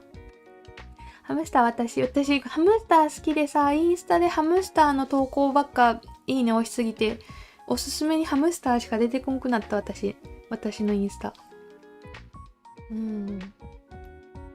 あ、X 気をつけないとアカウント止められる。じゃあ気をつける。1時間ぐらい開けた方がいいかな、さすがに。それとも明日した方がいいんかな。どんぐらいの頻度か分からんね。後で Google 先生に聞いてみるね。インスタ制限はね、私のアカウントは、インスタの制限は、自分の今のフォロワー数によって結構変わるんだよね。制限されるまでの数っていうのが。私のアカウント今、5万人フォロワーいるんで、だいぶゆるゆるにされてて、1時間にいいね2000個までなら押せた。それ以上押したら、なんか一定時間ブロックみたいになっちゃったな。結構ゆるいと思う、私のインスタは。で、多分、まだフォロワーさんが100人とかやと1時間に100個ぐらい押したら制限にかかるとか、そんなんやった気がするな。ね、ありがとうございました。オフと美術館の雰囲気を伝える動画も、もう、バチコリ作ってますので、楽しみにしていてください。お仕事中の方もありがとね。そう、今来たら終わりだった。でも、コメント入れれてよかった。ありがとね、来てくれて。ほんと、こんな天気悪い日はね、用事がない方は引きこもってレジン安定かもしんないよね。ってことで、本日もありがとうございました。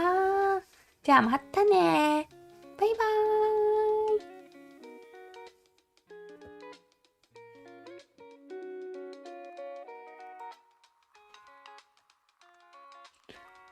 待って、終了ボタンが消えた。OBS の画面から。あ、